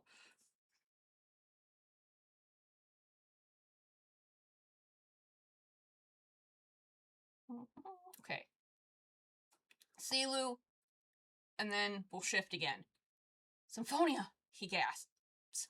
Symphonia's sick, really sick. Tulta sent me to come get you. I found him. He needs you. Standing back to his full height, he takes her hand to lead her back down the hall he came from. He's all too aware of every painful second that ticks by. Now we're into Tulta.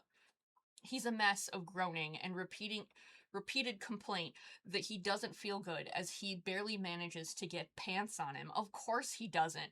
And honestly, being this ill, he deserves to complain all he needs to. Before he can even try to offer any comfort, Citrini is doubling over out of his arms and throwing up a lot of nothing, really. There's not much left in him, and he's already dangerously dehydrated. He says he can't take any more, and that statement alone drives a knife through his heart. Shh. He soothes, using the towel to wipe the musician's face clean before pulling him back against his chest. He can worry about the floor later. That poison will work itself through your system, and then you'll feel better. We've got medication for you. Vario will give it to you. Everything's okay. Now we're into Symphonia's point of view. Did Kumiseta say poison? Does he mean all that green? Did that come from him?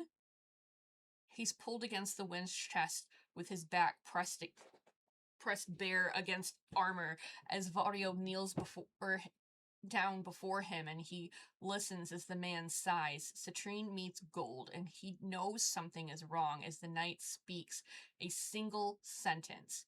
Can you close your eyes for me, kiddo? He knows what that means. They've pulled this trick on him 1,000 times by now, and he absolutely does not want any fucking shots right now. Citrine is glaring through tears as he feels his whole body go stiff and his back presses against the body behind him, as if the man is a stone wall. No! He snarls. I know what that means, Vario. No! No! Fuck you! I don't want it! The knight is sighing, with his shoulders dropping in minor defeat. It will be over faster if you cooperate with us, kiddo. You have to take this medicine. You're very sick. No, I'm not. I'm fine. I feel fine. I don't want it. I don't want any shots right now. Citrini.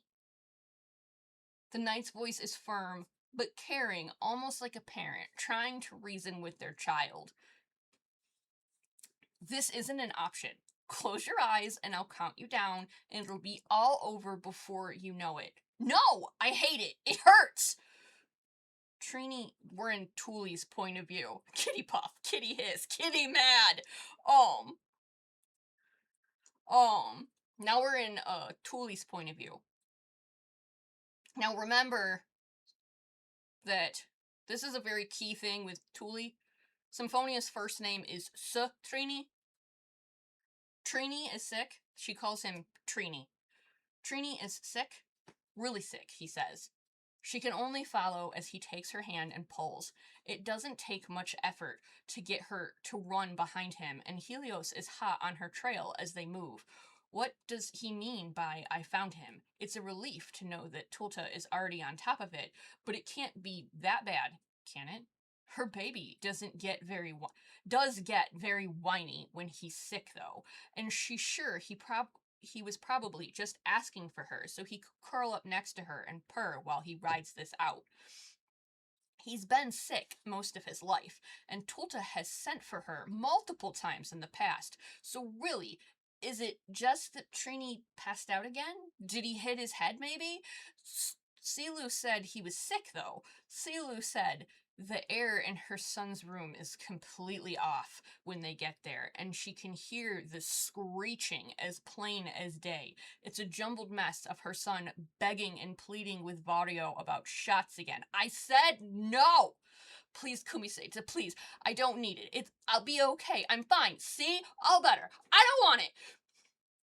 The tears are running hot down his face as she enters the room, and in all his thrashing and scrambling, Citrine meets fire and he freezes. Trini.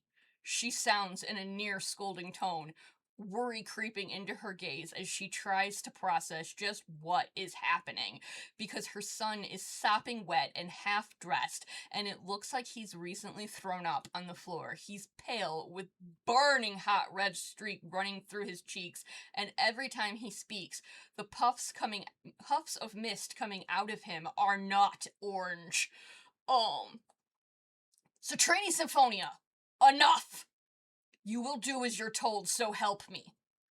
And she watches as her son practically locks in place like a statue. Well, Vario sighs and gives him the injection he's been fighting him about in the arm. There are several. 3 to be exact. And her son only locks there, eyes closed, as he sobs his way through the entire procedure. Whatever is going on, Tulta deemed this that important. Tulta, what is going on?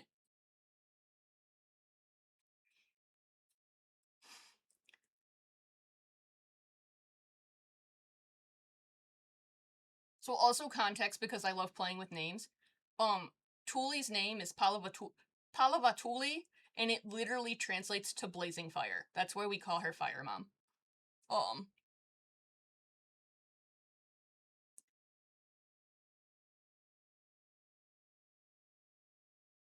okay, we're back to, Tulsa's point of view. At least when he's with them enough to protest and fight everything they're doing now, he insists that he's all better. But the red blotches across his face and the fact his mist had just been unraveling moments ago tell the real truth. You are most certainly not better, he replies. You need these shots, Citrini, or Tuli's voice cuts in, and it's like a miracle sent from the heavens, because she's stern enough to get him to cooperate. She probably has no idea it's saving his life. Unfortunately, part of his job does include making people aware of these things, and before he can explain what's happening, she's demanding to know. Somehow, he replies. He's gotten a lungful of green mist. Hopefully, the worst of it is behind us, but just in case, I sent for you. Can you have Silu fix his nest, please? He won't be leaving it for a while. Vario, hold him while I talk to Tuli outside. Context. They refer to their bed as their nests. They literally refer to their beds as their nests. And they're instead of them being like a human bed where it's like we function in squares and rectangles, they function in circles. Yeah, we literally call them cat, puff, bird, dragon things. So it's a big circle mattress, and they literally refer to it as their nest.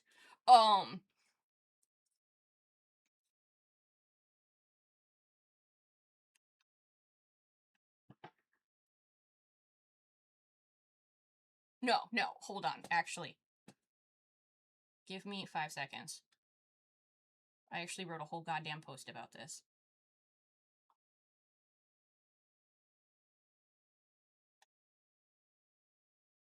I can literally give you a fucking visual.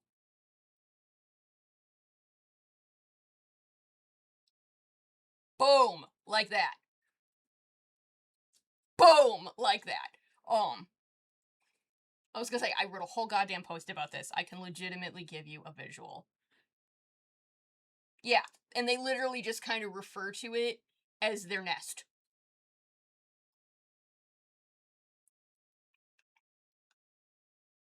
Okay, we are back to Silu's point of view. Green. Logically, he knows what it does, but it looks a lot more horrific than it sounds. At least Symphonia doesn't look half faded anymore. At least he's screaming at both the medics and not to give him shots. He can't blame him. He hates them too. And claiming he feels all better. He doesn't need to be told to fix the man's nest, even though he's out of breath. It doesn't matter. Symphonia needs him, and he needs a comfy place to recover. His hands work near independently of his mind. As a nervous buzz starts low in his chest, they won't lose him. They can't. Can they? Should he ask Revan or Veer? Should this even get out? How did this happen? Now we are to Symphonia's point of view. He doesn't know why hearing Kumiseta tell Vario to hold him while he goes into the hall to talk to Mother sends him into an absolute fit of terror, but it does. He can feel Vario drag him up to his chest, and the man's arms coming around him. He doesn't want Vario, he wants Mother. He wants Mother. Let me go. Vario, let me go. Mother, I don't want to go. Mother.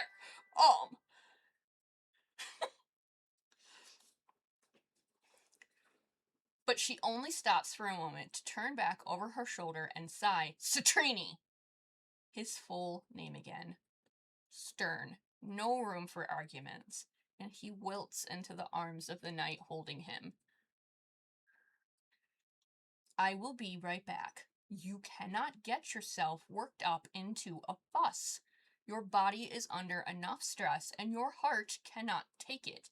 I need you to breathe, Poikani. That means my son. He doesn't want Vadio. And all he can do is lay against him and cry. He doesn't want to deal with this right now. What does Kumiseta mean he won't be leaving his nest for a while? He has to work tomorrow. What is he talking about? He can't teach music from bed. Vadio's hand is moving up to his forehead and holding it there for a minute before it moves higher and he is touching his horns. And he did not say he could do that. Stop it! Stop touching me, he cries. I don't want you. I want Mother.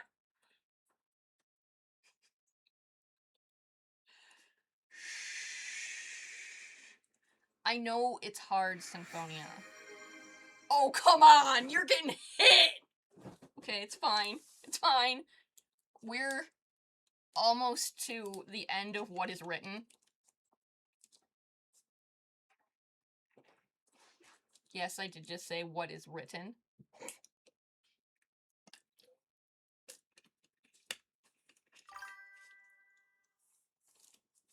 Dude, yeah, it is coming for Lemon tonight. Damn.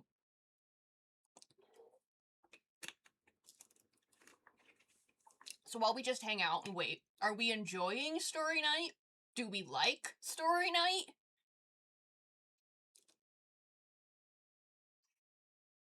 Because I am absolutely chill with just reading shit.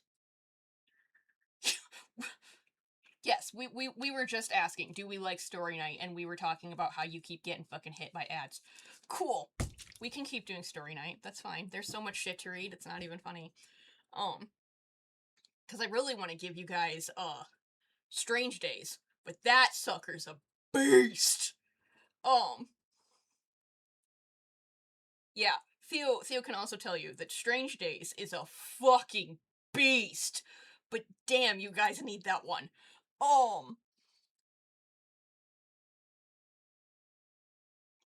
Strange Days is how they got to Wonderland. So we'll get there.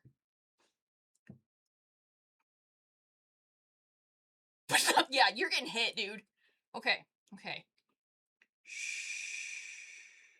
I know it's hard, Symphonia, but your mother and the captain need to talk. She'll be back soon. He sighs, holding the man in his arms a little tighter when the musician suddenly finds the gumption to thrash. Symphonia, stop! You can't be doing this. You're still running a fever. The medicine isn't working yet. She's sighing as they go into the hallway. Her face shifts from stern to worried in seconds, and she can still hear her son making a fuss from within the room, and she wonders if there's anything they can give him to help him sleep this off. He can just sleep this off, can't he? Surely Tulta is joking when he said green mist. That's impossible. There's no way something so dangerous to end up in her son's lungs. And if it had, he would have faded by now. Green mist kills near instantly in most cases. Tulta, what is going on? Is Trini okay? What did you mean, green mist?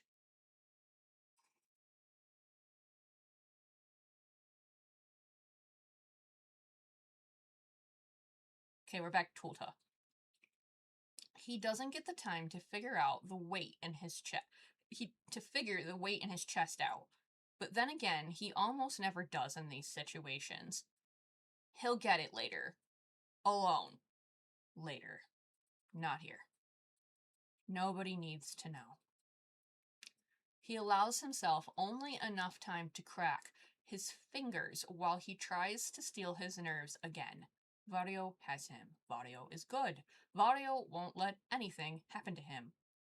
I want in, he starts, letting his words hang in the air between them as he considers what he's about to say. There's no gentle way to explain this. There's never been a gentle way to explain much of anything to Thule. Not when everything he usually explains is a lot less than good news. Never has he stood in front of her with anything she'd want to hear.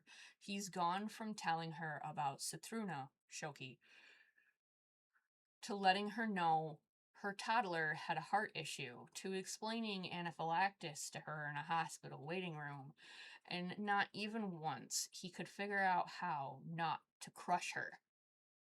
At the same time, he can't make himself comfort her with a lie or a promise that he can't keep either. That would only hurt her twice, should it turn out badly. Better to be honest, but that doesn't make it any less difficult.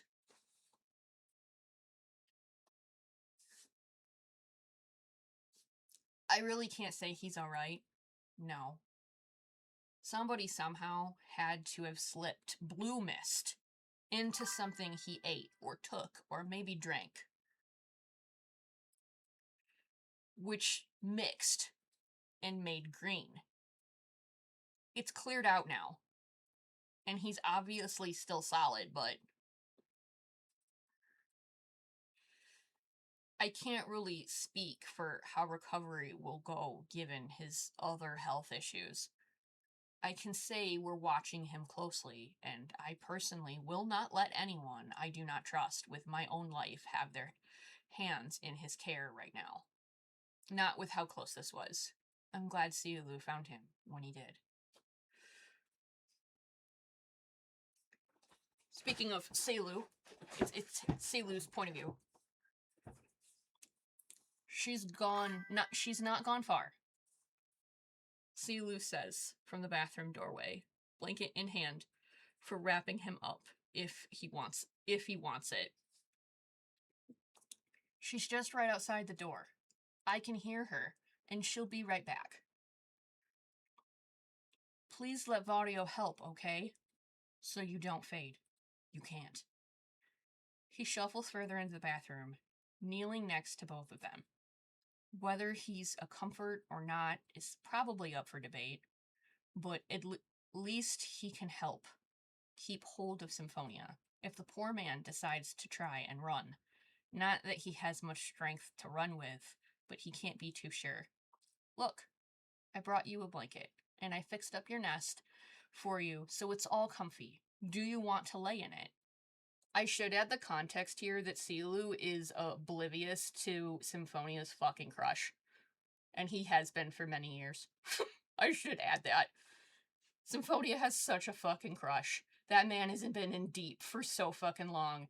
And Symphonia is just... Selu is just forever oblivious. Back to Thule.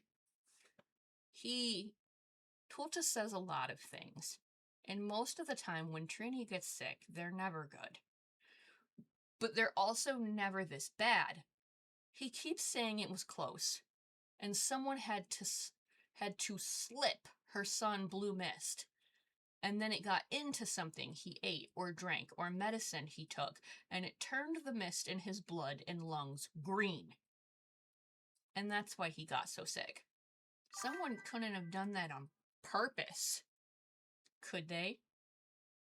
Trini doesn't do anything. He doesn't bother anyone.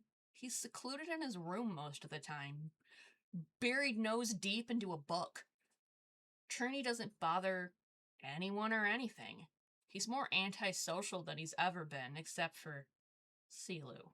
He's always talking about him and swooning over him in her office or over midday meal. Selu found him. Probably because Trini wasn't there for Uzva this morning.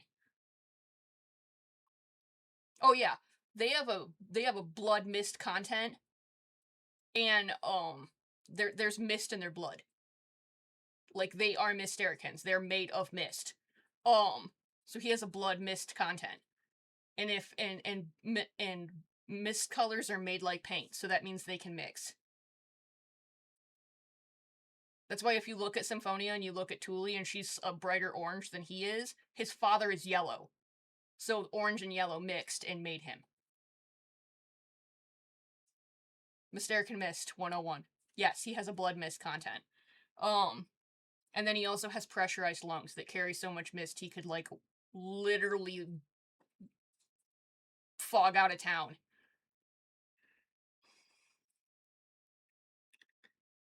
Silu found him, and probably because Trini wasn't there for Uzwa this morning.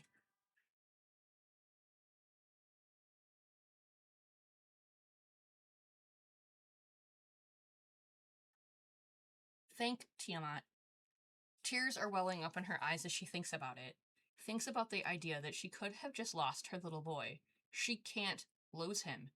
And before there's any time to react, she's reaching forward to sob into Tulta's shoulder. She can be a composed mother in a second, but she needs to get this out so Trini doesn't see her cry.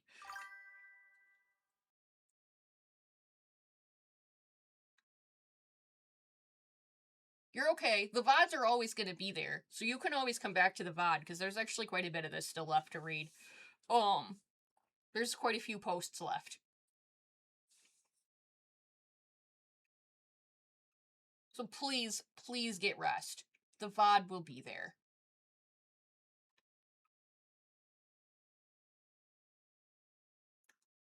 Okay, we're on Symphonia's point of view. He doesn't want Vario to touch him, but his thrashing stops when Silu enters, and he only stares and listens. He's standing there with one of the fluffy blankets from his nest. He says he can hear Mother, and that she's just out the door.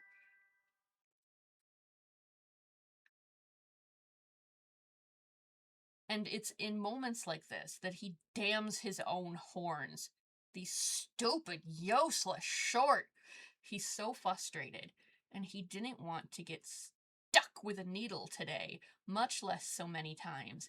He's hot, and he's tired, and he's cold all at the same time. He doesn't know if he feels so damp because Kumiseta just pulled him out of the bath, or if he's sweating through his shirt. He doesn't want to lay in his Does he want to lay in his nest? Yes. It's the only thing he's wanted all night, but he couldn't find the strength to get up off the floor. Yes, he wants to lay in his nest, but not alone. He feels like hot garbage, and he's messy.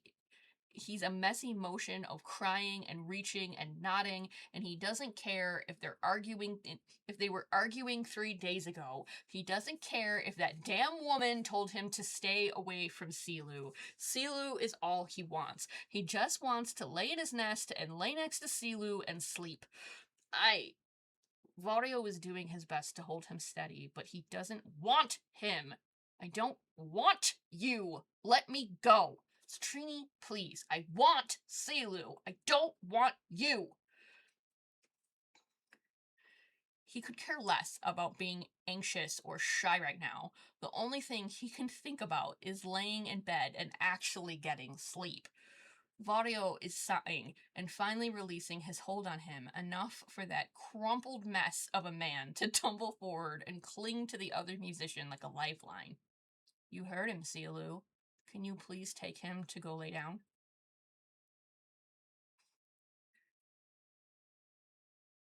Oh, this is it. This is all we've written. This is the last section.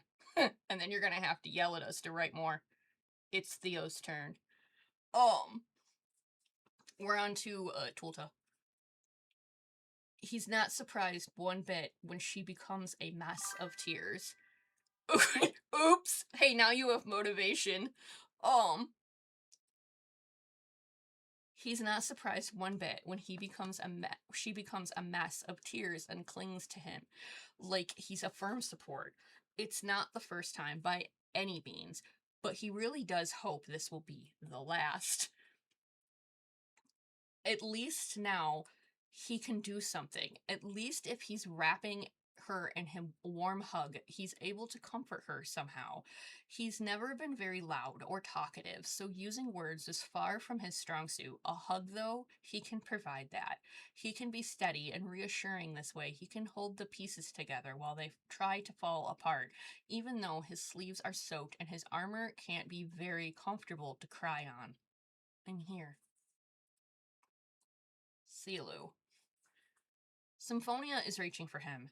He says he doesn't want Vario, he wants Silu. It's such an odd thing to hear, but the past few years, he's had to get used to people asking for him specifically. Pilvi started it. Symphonia is continuing it. And he looks so miserable that there's no chance he could ever say no. The violinist chambers to him and grips onto his shirt, clinging as if he'd ever just walk away in a situation like this. Shh, he replies, as he wraps the man up in the blanket. He weighs, unfortunately, not much at all. It at least makes it easier to lift off the floor, but he needs to do some sort of problem solving about it later. Symphonia has to be starving or something. Shh. Let's go to your nest so you can sleep this shit off. I'm not going anywhere. Can I borrow some clothes so you're not shoved up against my vest? The buttons are kind of cold. Symphonia. There is a blanket wrapping around him, and he's being lifted from the floor. There is a blanket wrapping against the bare skin of his back, and Silu seems like he, once again, lifts him with little to no effort at all. He wants to know if he can borrow some clothes. Does that mean he'll stay for once he gets him tucked into bed? Yo, anything you want. He sounds in a hoarse tone that speaks of the way his throat is feeling after a night of emptying whatever contents his stomach had in it. He groans in pain as he leans against him. He doesn't want to do anything, but just lay in bed and finally sleep. Silu won't leave him, right? And now you get, for the first time this whole thread, Vario point of view. Citrini has finally calmed down, and the captain is out with Thule to help explain everything that's happening. He can't say it probably went well when he can hear her sobbing so clearly into Tulta's chest, and he doesn't need to be out there to know. His horns are tall enough to hear. He sighs with all the sounds cycling around him as he starts to take the time to clean up Citrini's bathroom floor. He doesn't need to ask where things are. He already knows. He knows this entire room, inside and out, and sometimes he wonders if he knows it better than Tulta does. He can still see the small kitten in his mind as he lowered him into the bathtub more times than he can count. He can still see the small face full of tears when they came home and needed to tell them about Eversi Luzernati, Shoki. He can still remember the hissing. He can still remember the scratches, the scars, the screaming, the fighting, the biting. He can remember all the times he got kicked in the shin and all the times the boy fought with him, all because he didn't know who he was. He just wanted his Kumiseta and his Isa, that means father, and he can't blame he can't blame him, but Shoki was gone. They all just did their best to raise him. What would he say if he could see this mess now? Thule needs Tulta in the same way she always has. She cried on him like this when Shoki faded, so it isn't a surprise she's doing it again when her son almost followed in his father's footsteps. You're too young, Citrini. But then again, he's only a year older than Shoki was when he passed. A family curse, maybe? He doesn't want to give it too much thought. Tulta is going to need support after this too, so the least he can do is get this mess cleaned up so no one else has to worry about it. Cool. That's fine. I can switch things around while we do that. So now we can get to this fucking mess. Because that is all that is written of Sky's Call. But you needed that, because that comes before this. And that brings us back to that. Vario started to pop up in other threads. Vario point of view has started to come in other threads. Vario is beloved. I love him so much. Vario's full name is Kun Valen Vario, and his name means Moonlight Shadow. You're alright. Cool. So that is what we have written of Sky's Call. I say have written because we keep going back and forth. So now, if you guys want more, you gotta tell Theo how good his writing is, so he'll be motivated and write more.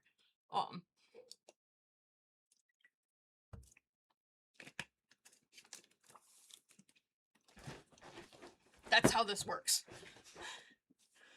Oh, you need me to... Okay, hold on. Hold on. I didn't kill it. Boop. Boop. I'll give you the whole last sentence. We'll start here. Tuli needs Tulta in the same way she always has. She cried on him like this when Shoki faded. So it isn't a surprise that she's doing it again when her son almost followed in his father's footsteps. You're too young, Citrini.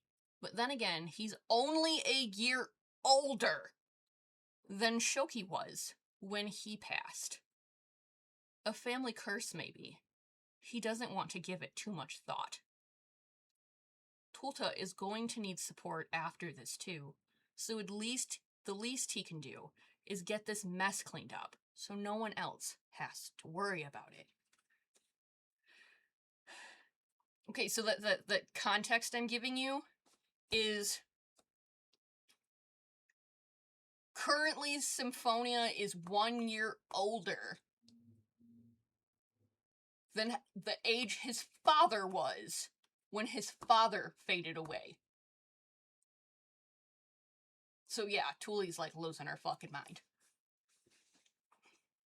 So now we get this. Now we're here. So I'll give you a little bit of context because Sky's Call isn't done.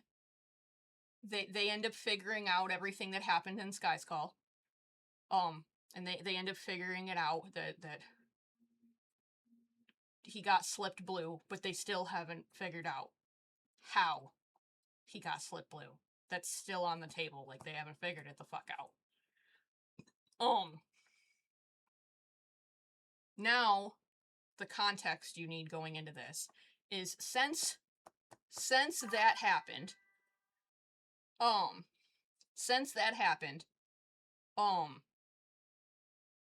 Symphonia and Silu didn't just get fucking close, they started courting. So, it's been like 3-4 years since that happened. And in those three years, Silu and Symphonia got real fucking close. Real fucking besties. And then they started courting. So they are a couple. They started courting. So that has happened since then. This whole situation happened, and they both had like the shit scared out of them, and they were like, fuck. And they both got real close, real fucking fast. So now it is Symphonia is now 40 years old. Remember when I started reading all this, he was 31. So now he is 40 years old. That much time has passed. So the context of this is Pilvi is 12. And that's a fucking problem.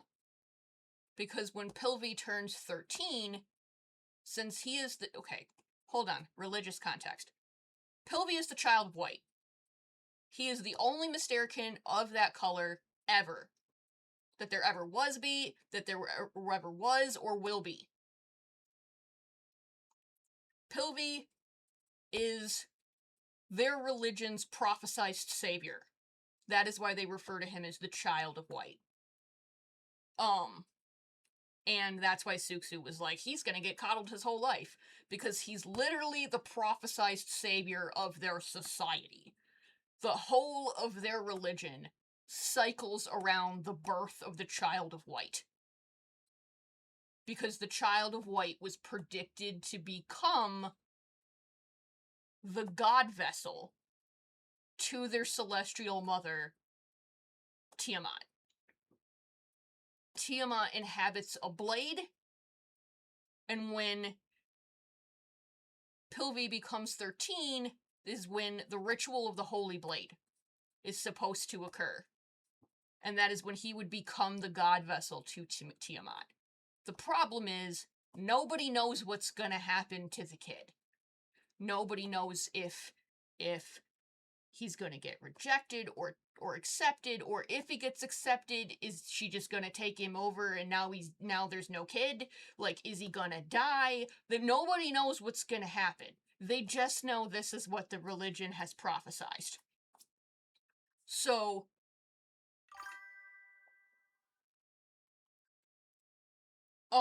I wrote that whole drabble out.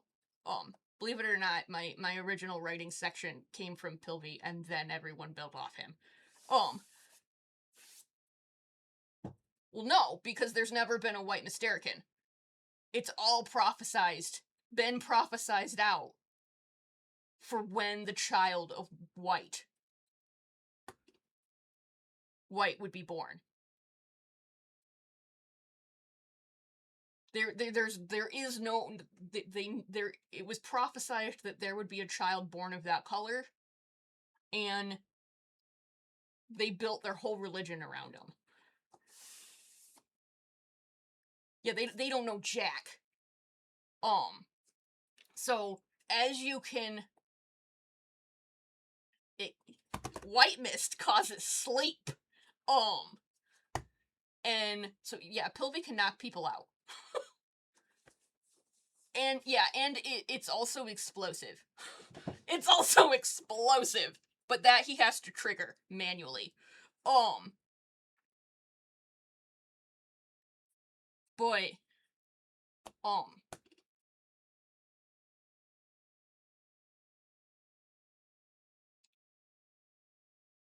It does. It does. It does. Pilvi is unaffected by all mist effects. Boy, that is part of the god vessel thing. That is part of the connection to the god thing. Like, yeah, there's no such thing as mist that affects him. But that also means purple doesn't affect him, so he can't be healed by mist either.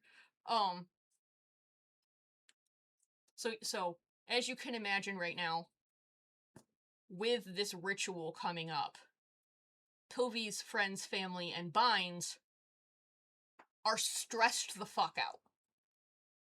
So, that's happening. So you need to know the ritual is about to occur. It should occur next year, really in less than that, because Pilvi is a January boy. So at the beginning of the year. And Silu and Symphonia are courting. So there's your catch up. And it's been like 3 years since Symphonia almost died. We refer to the events like Sky's Call as kitty medical emergencies, which have been hence shortened to kid emergencies. Okay, so Symphonia is 40 years old. It's like a slow motion horror show, and he can't believe she asked him to do that. He spent the last 3 years getting close to Silu in Sudan, but apparently she doesn't know doesn't know about the 8 he dropped into getting close to Valo and Amonkwoito, or worse yet, the damn near 13 he spent getting close to Revan. He can't believe Suksu thought she could just waltz into his home, pull pull him out of his family's life like it would work. He can't believe she thought she could just pull the strings and threaten him with his own relationships, like shoving in his face that he's the king's little brother and people aren't going to like that. That Helicon played favorites when he let him bind to his eldest son. Honestly, he was convinced nobody would give a flying fuck, but he was the king's little brother and Uz was uncle. But apparently, Suksu has such a bug up her ass about it that she and Likey do care. Now he's here, and she's laying into him again about shit he could give a fuck less about. I can't believe you. Do you not hear the words coming out of my mouth, Citrini? I know your horns are short, but this is ridiculous. Firstly, do not call me by my first name. That's for people I care about, not you. Secondly, especially don't do it if you're going to insult me in the very next sentence.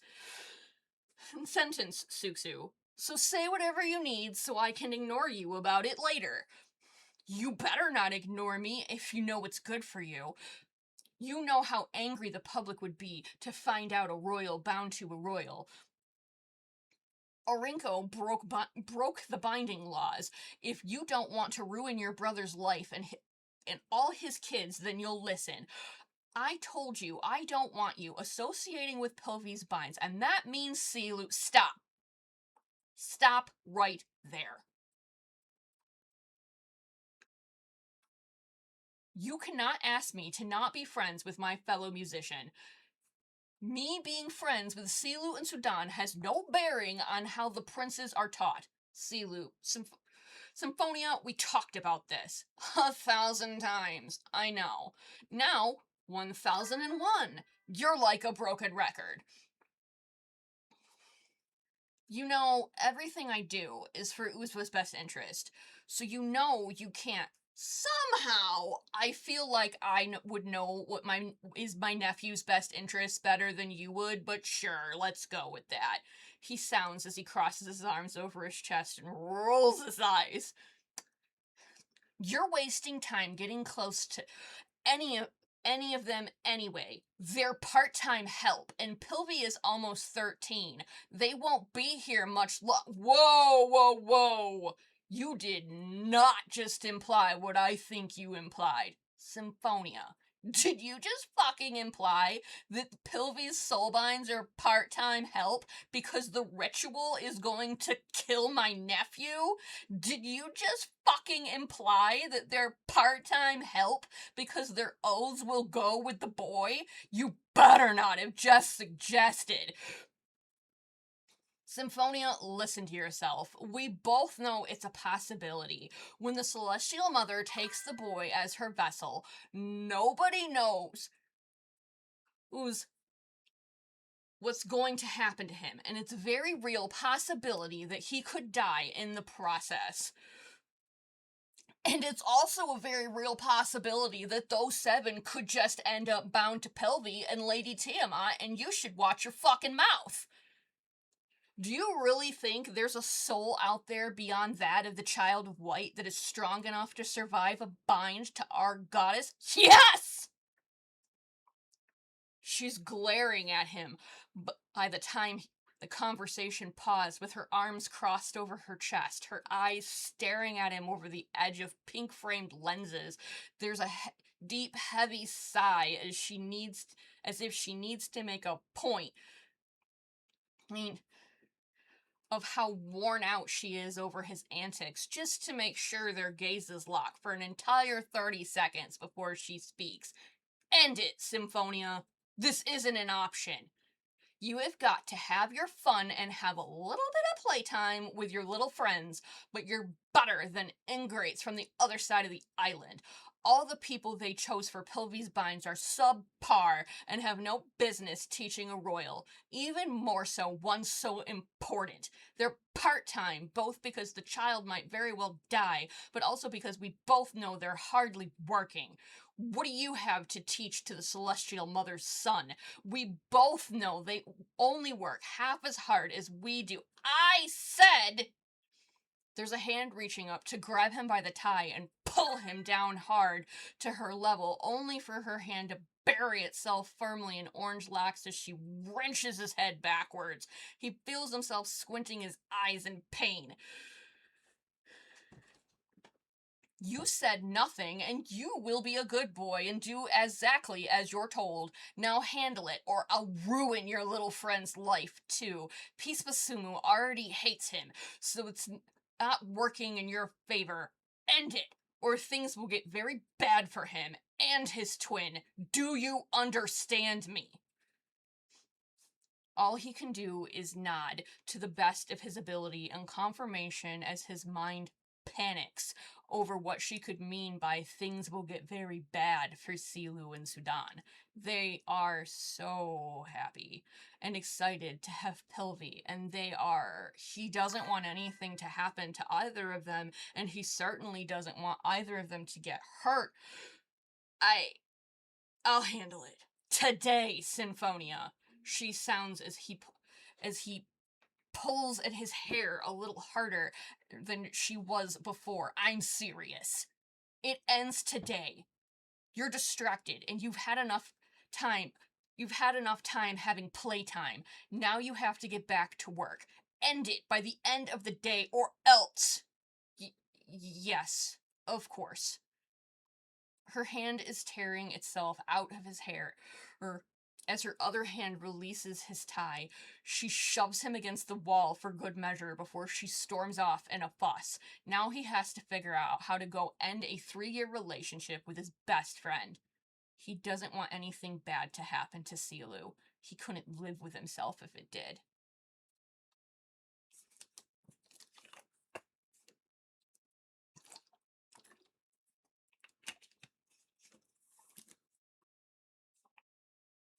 So we're there. That happened. That's a thing.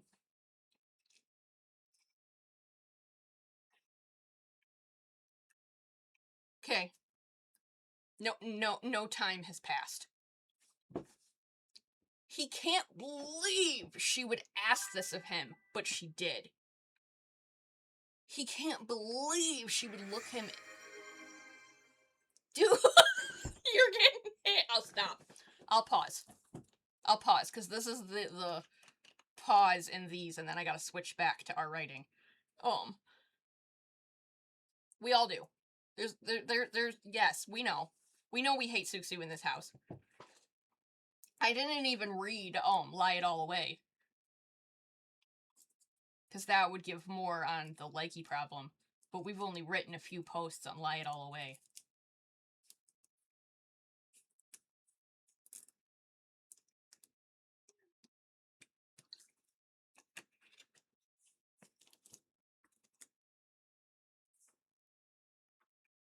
Because that's...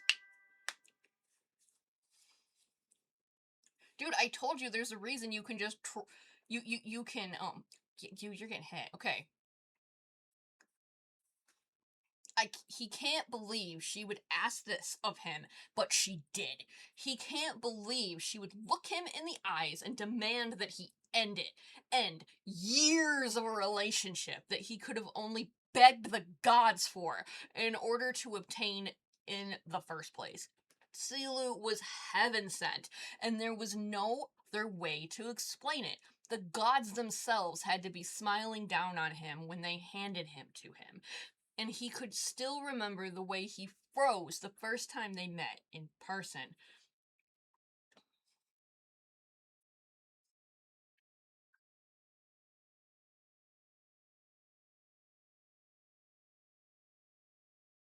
Oh, yeah.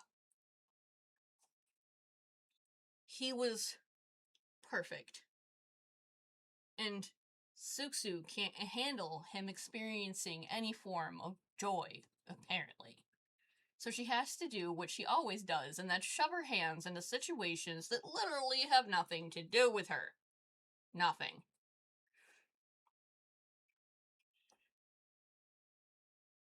Yeah, that's part of the problem, that this is like a kind almost love triangle. Suxu's in love with Symphonia, and she's really mad about the Silu situation. He's in love with Suxu, and will do anything she fucking asks of him. It's a mess. Um, there's a post between Symphonia and Likey. I'll read in a second. Um, it fits in a little bit further up.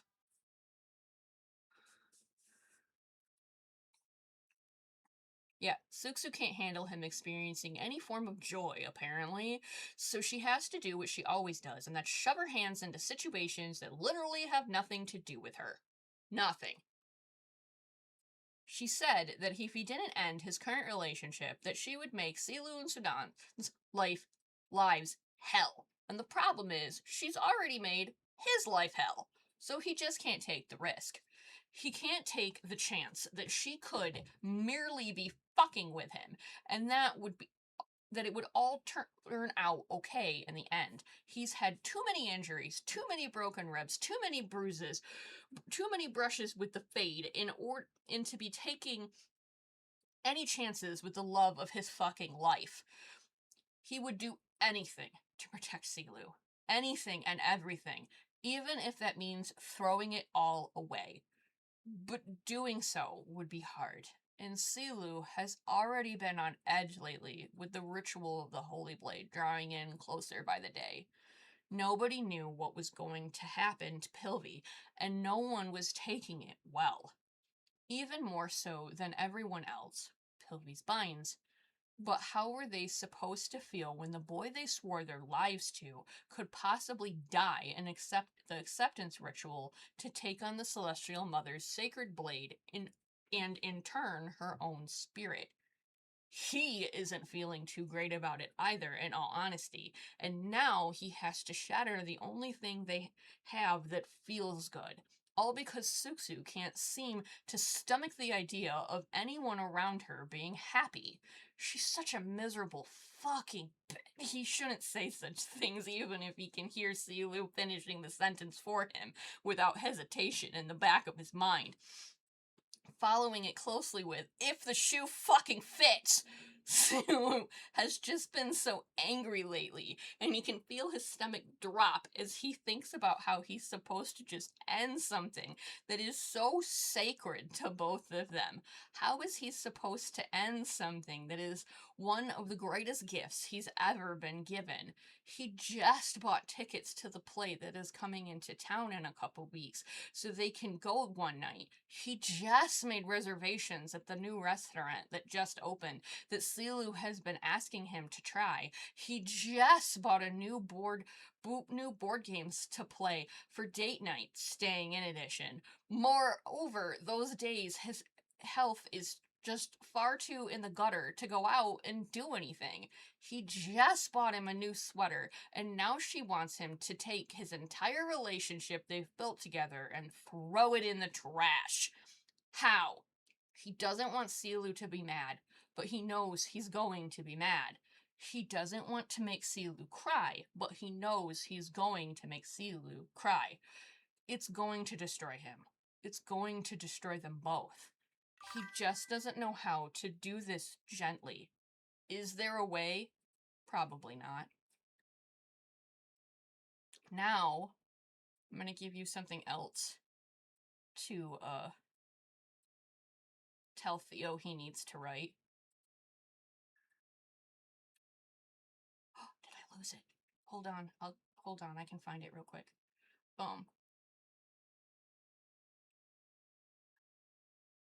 Being a little jerk. It's fine. Come on. Do what I tell you to. Thank you.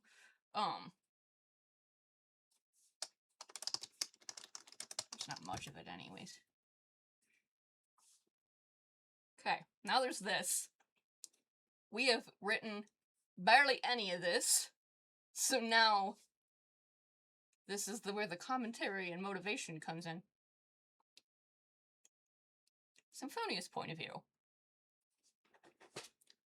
He can't believe she asked him to. How could she expect him to? Does she understand what she's asking? He's sure she does, but she just doesn't care. He can't. She just expects him to walk up to Silu and say, "Hey, we're over." Like the last 3 years weren't the best 3 years of his life. He hasn't been sleeping since she made her little demands. He hasn't been able to focus on anything, let alone be able to think. She wants him to just end it. Like that's easy.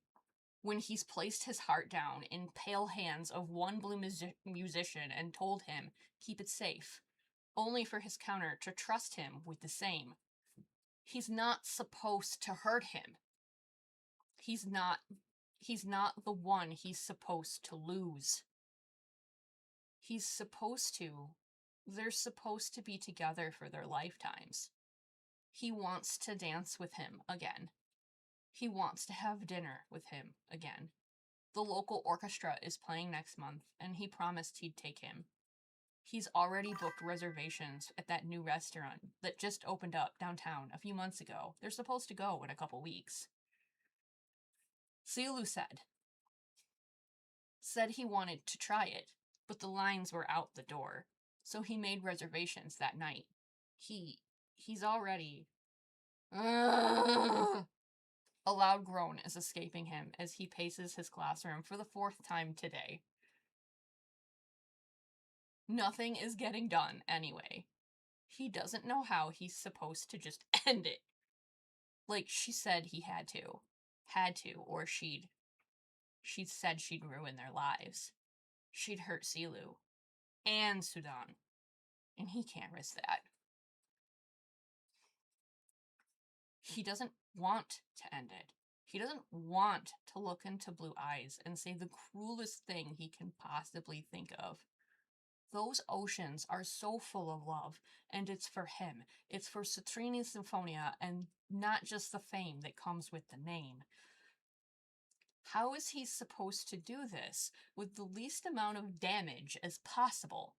Can he do this while causing as little damage as possible? No, probably not. Another loud groan leaves him as he digs his hands into his own hair for a moment and pulls at it, pausing in his pacing to do so, only to release citrine locks as he starts up his pacing again. This is impossible. He just can't end it. It's not that simple. She said do it that day, but he hasn't figured it out yet.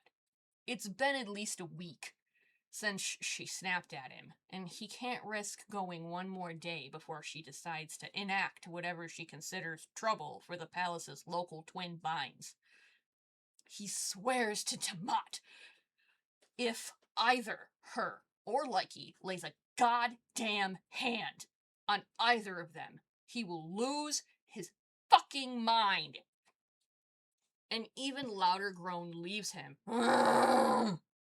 as he lets himself dramatically collapse to the couch so he can lay there with his face buried in cushions for a minute while he tries to figure this out.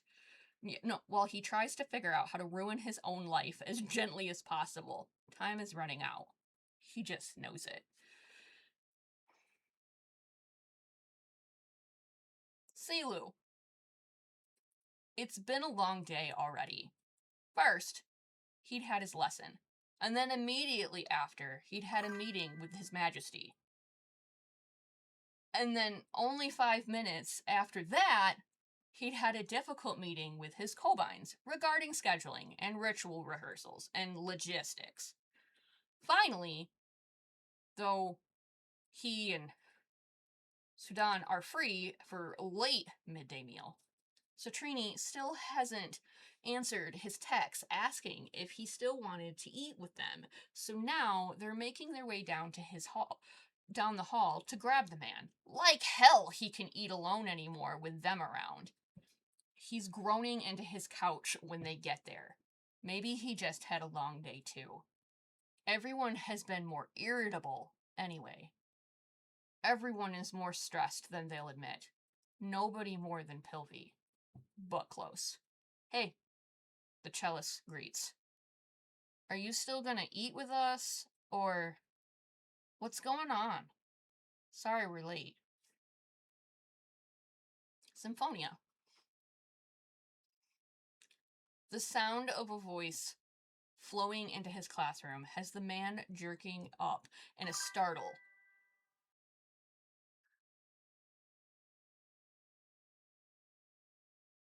You're good, because this is the last post of this thread, too. This is it. This is all I have left, is this last post. Oh yeah, no, please rest. Please rest, and the VODs will always be there.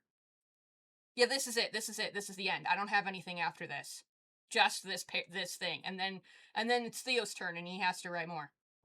This is it. We've only got 3 posts up with this thread, so you guys get to get stuck on this fucking cliffhanger. Sorry. Yep. Tell Theo to write more. There's another one, but I need this thread written before you guys can get it. The sound of a voice flowing into his classroom has the man jerking up in a startle as he turns for Citrine to lock onto Aqua, and he melts a little at the sight of him. There isn't a time that Aquasilu can't make it better.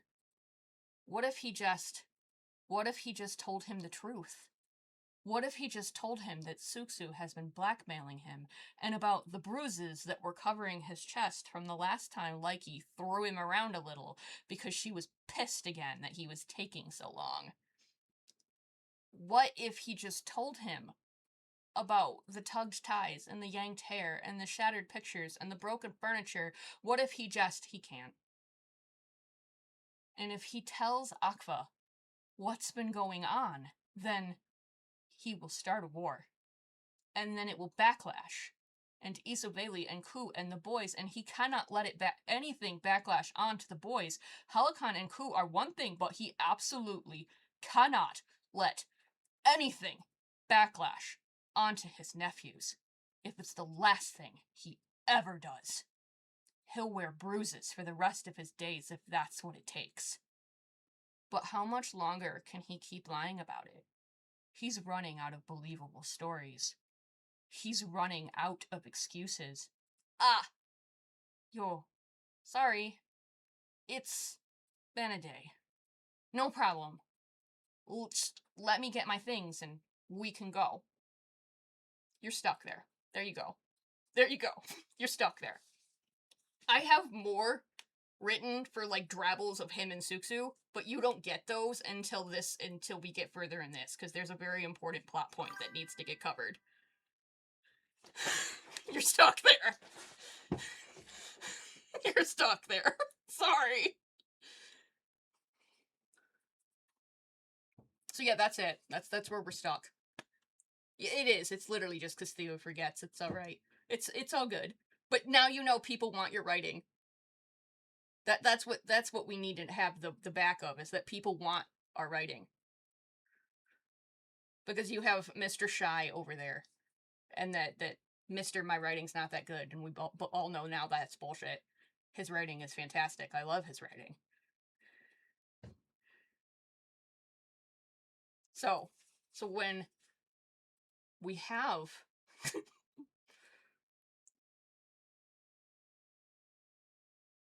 yeah, because then there's like a whole nother really massively important thread that we have writing.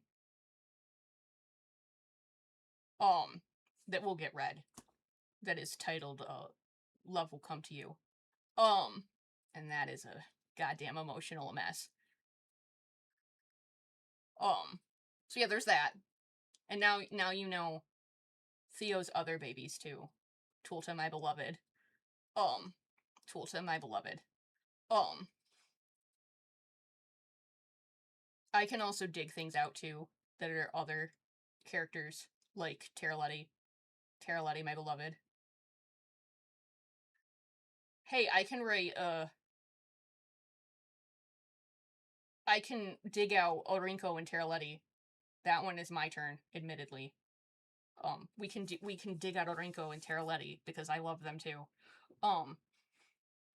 We can read that tomorrow. We can read more things tomorrow. Me and Theo will, make kind of a list of things we need to cover.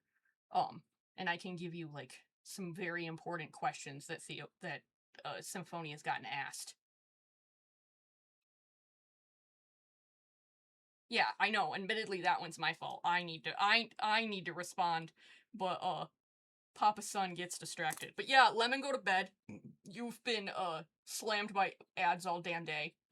We will read more stuff tomorrow. I need to go to bed decently early because I have therapy at 8:30 in the morning. I'm glad that you guys are enjoying the puffs. Welcome to Mysterica. Um, the VOD will be there. That's okay. The VOD will be there. Um, I normally don't stream on Wednesdays, but I switched my work days this week. So I worked Tuesday and then I don't work Thursday when I normally have Tuesday, Wednesday off. But yeah, I will see you guys tomorrow. Feel free to bother the shit out of the puffs. Um, the stream is ending. Let me be. Yeah, I will see you guys tomorrow, and we will figure out more puffs to read, so you guys can get to know them. Please bother my children. Yes, you are. Please come bother all our children. All of them. I think I have all of the puffs. Oh, I have all of the puffs but Alto in. I don't have Alto in a Tupper yet, but other than that, yeah.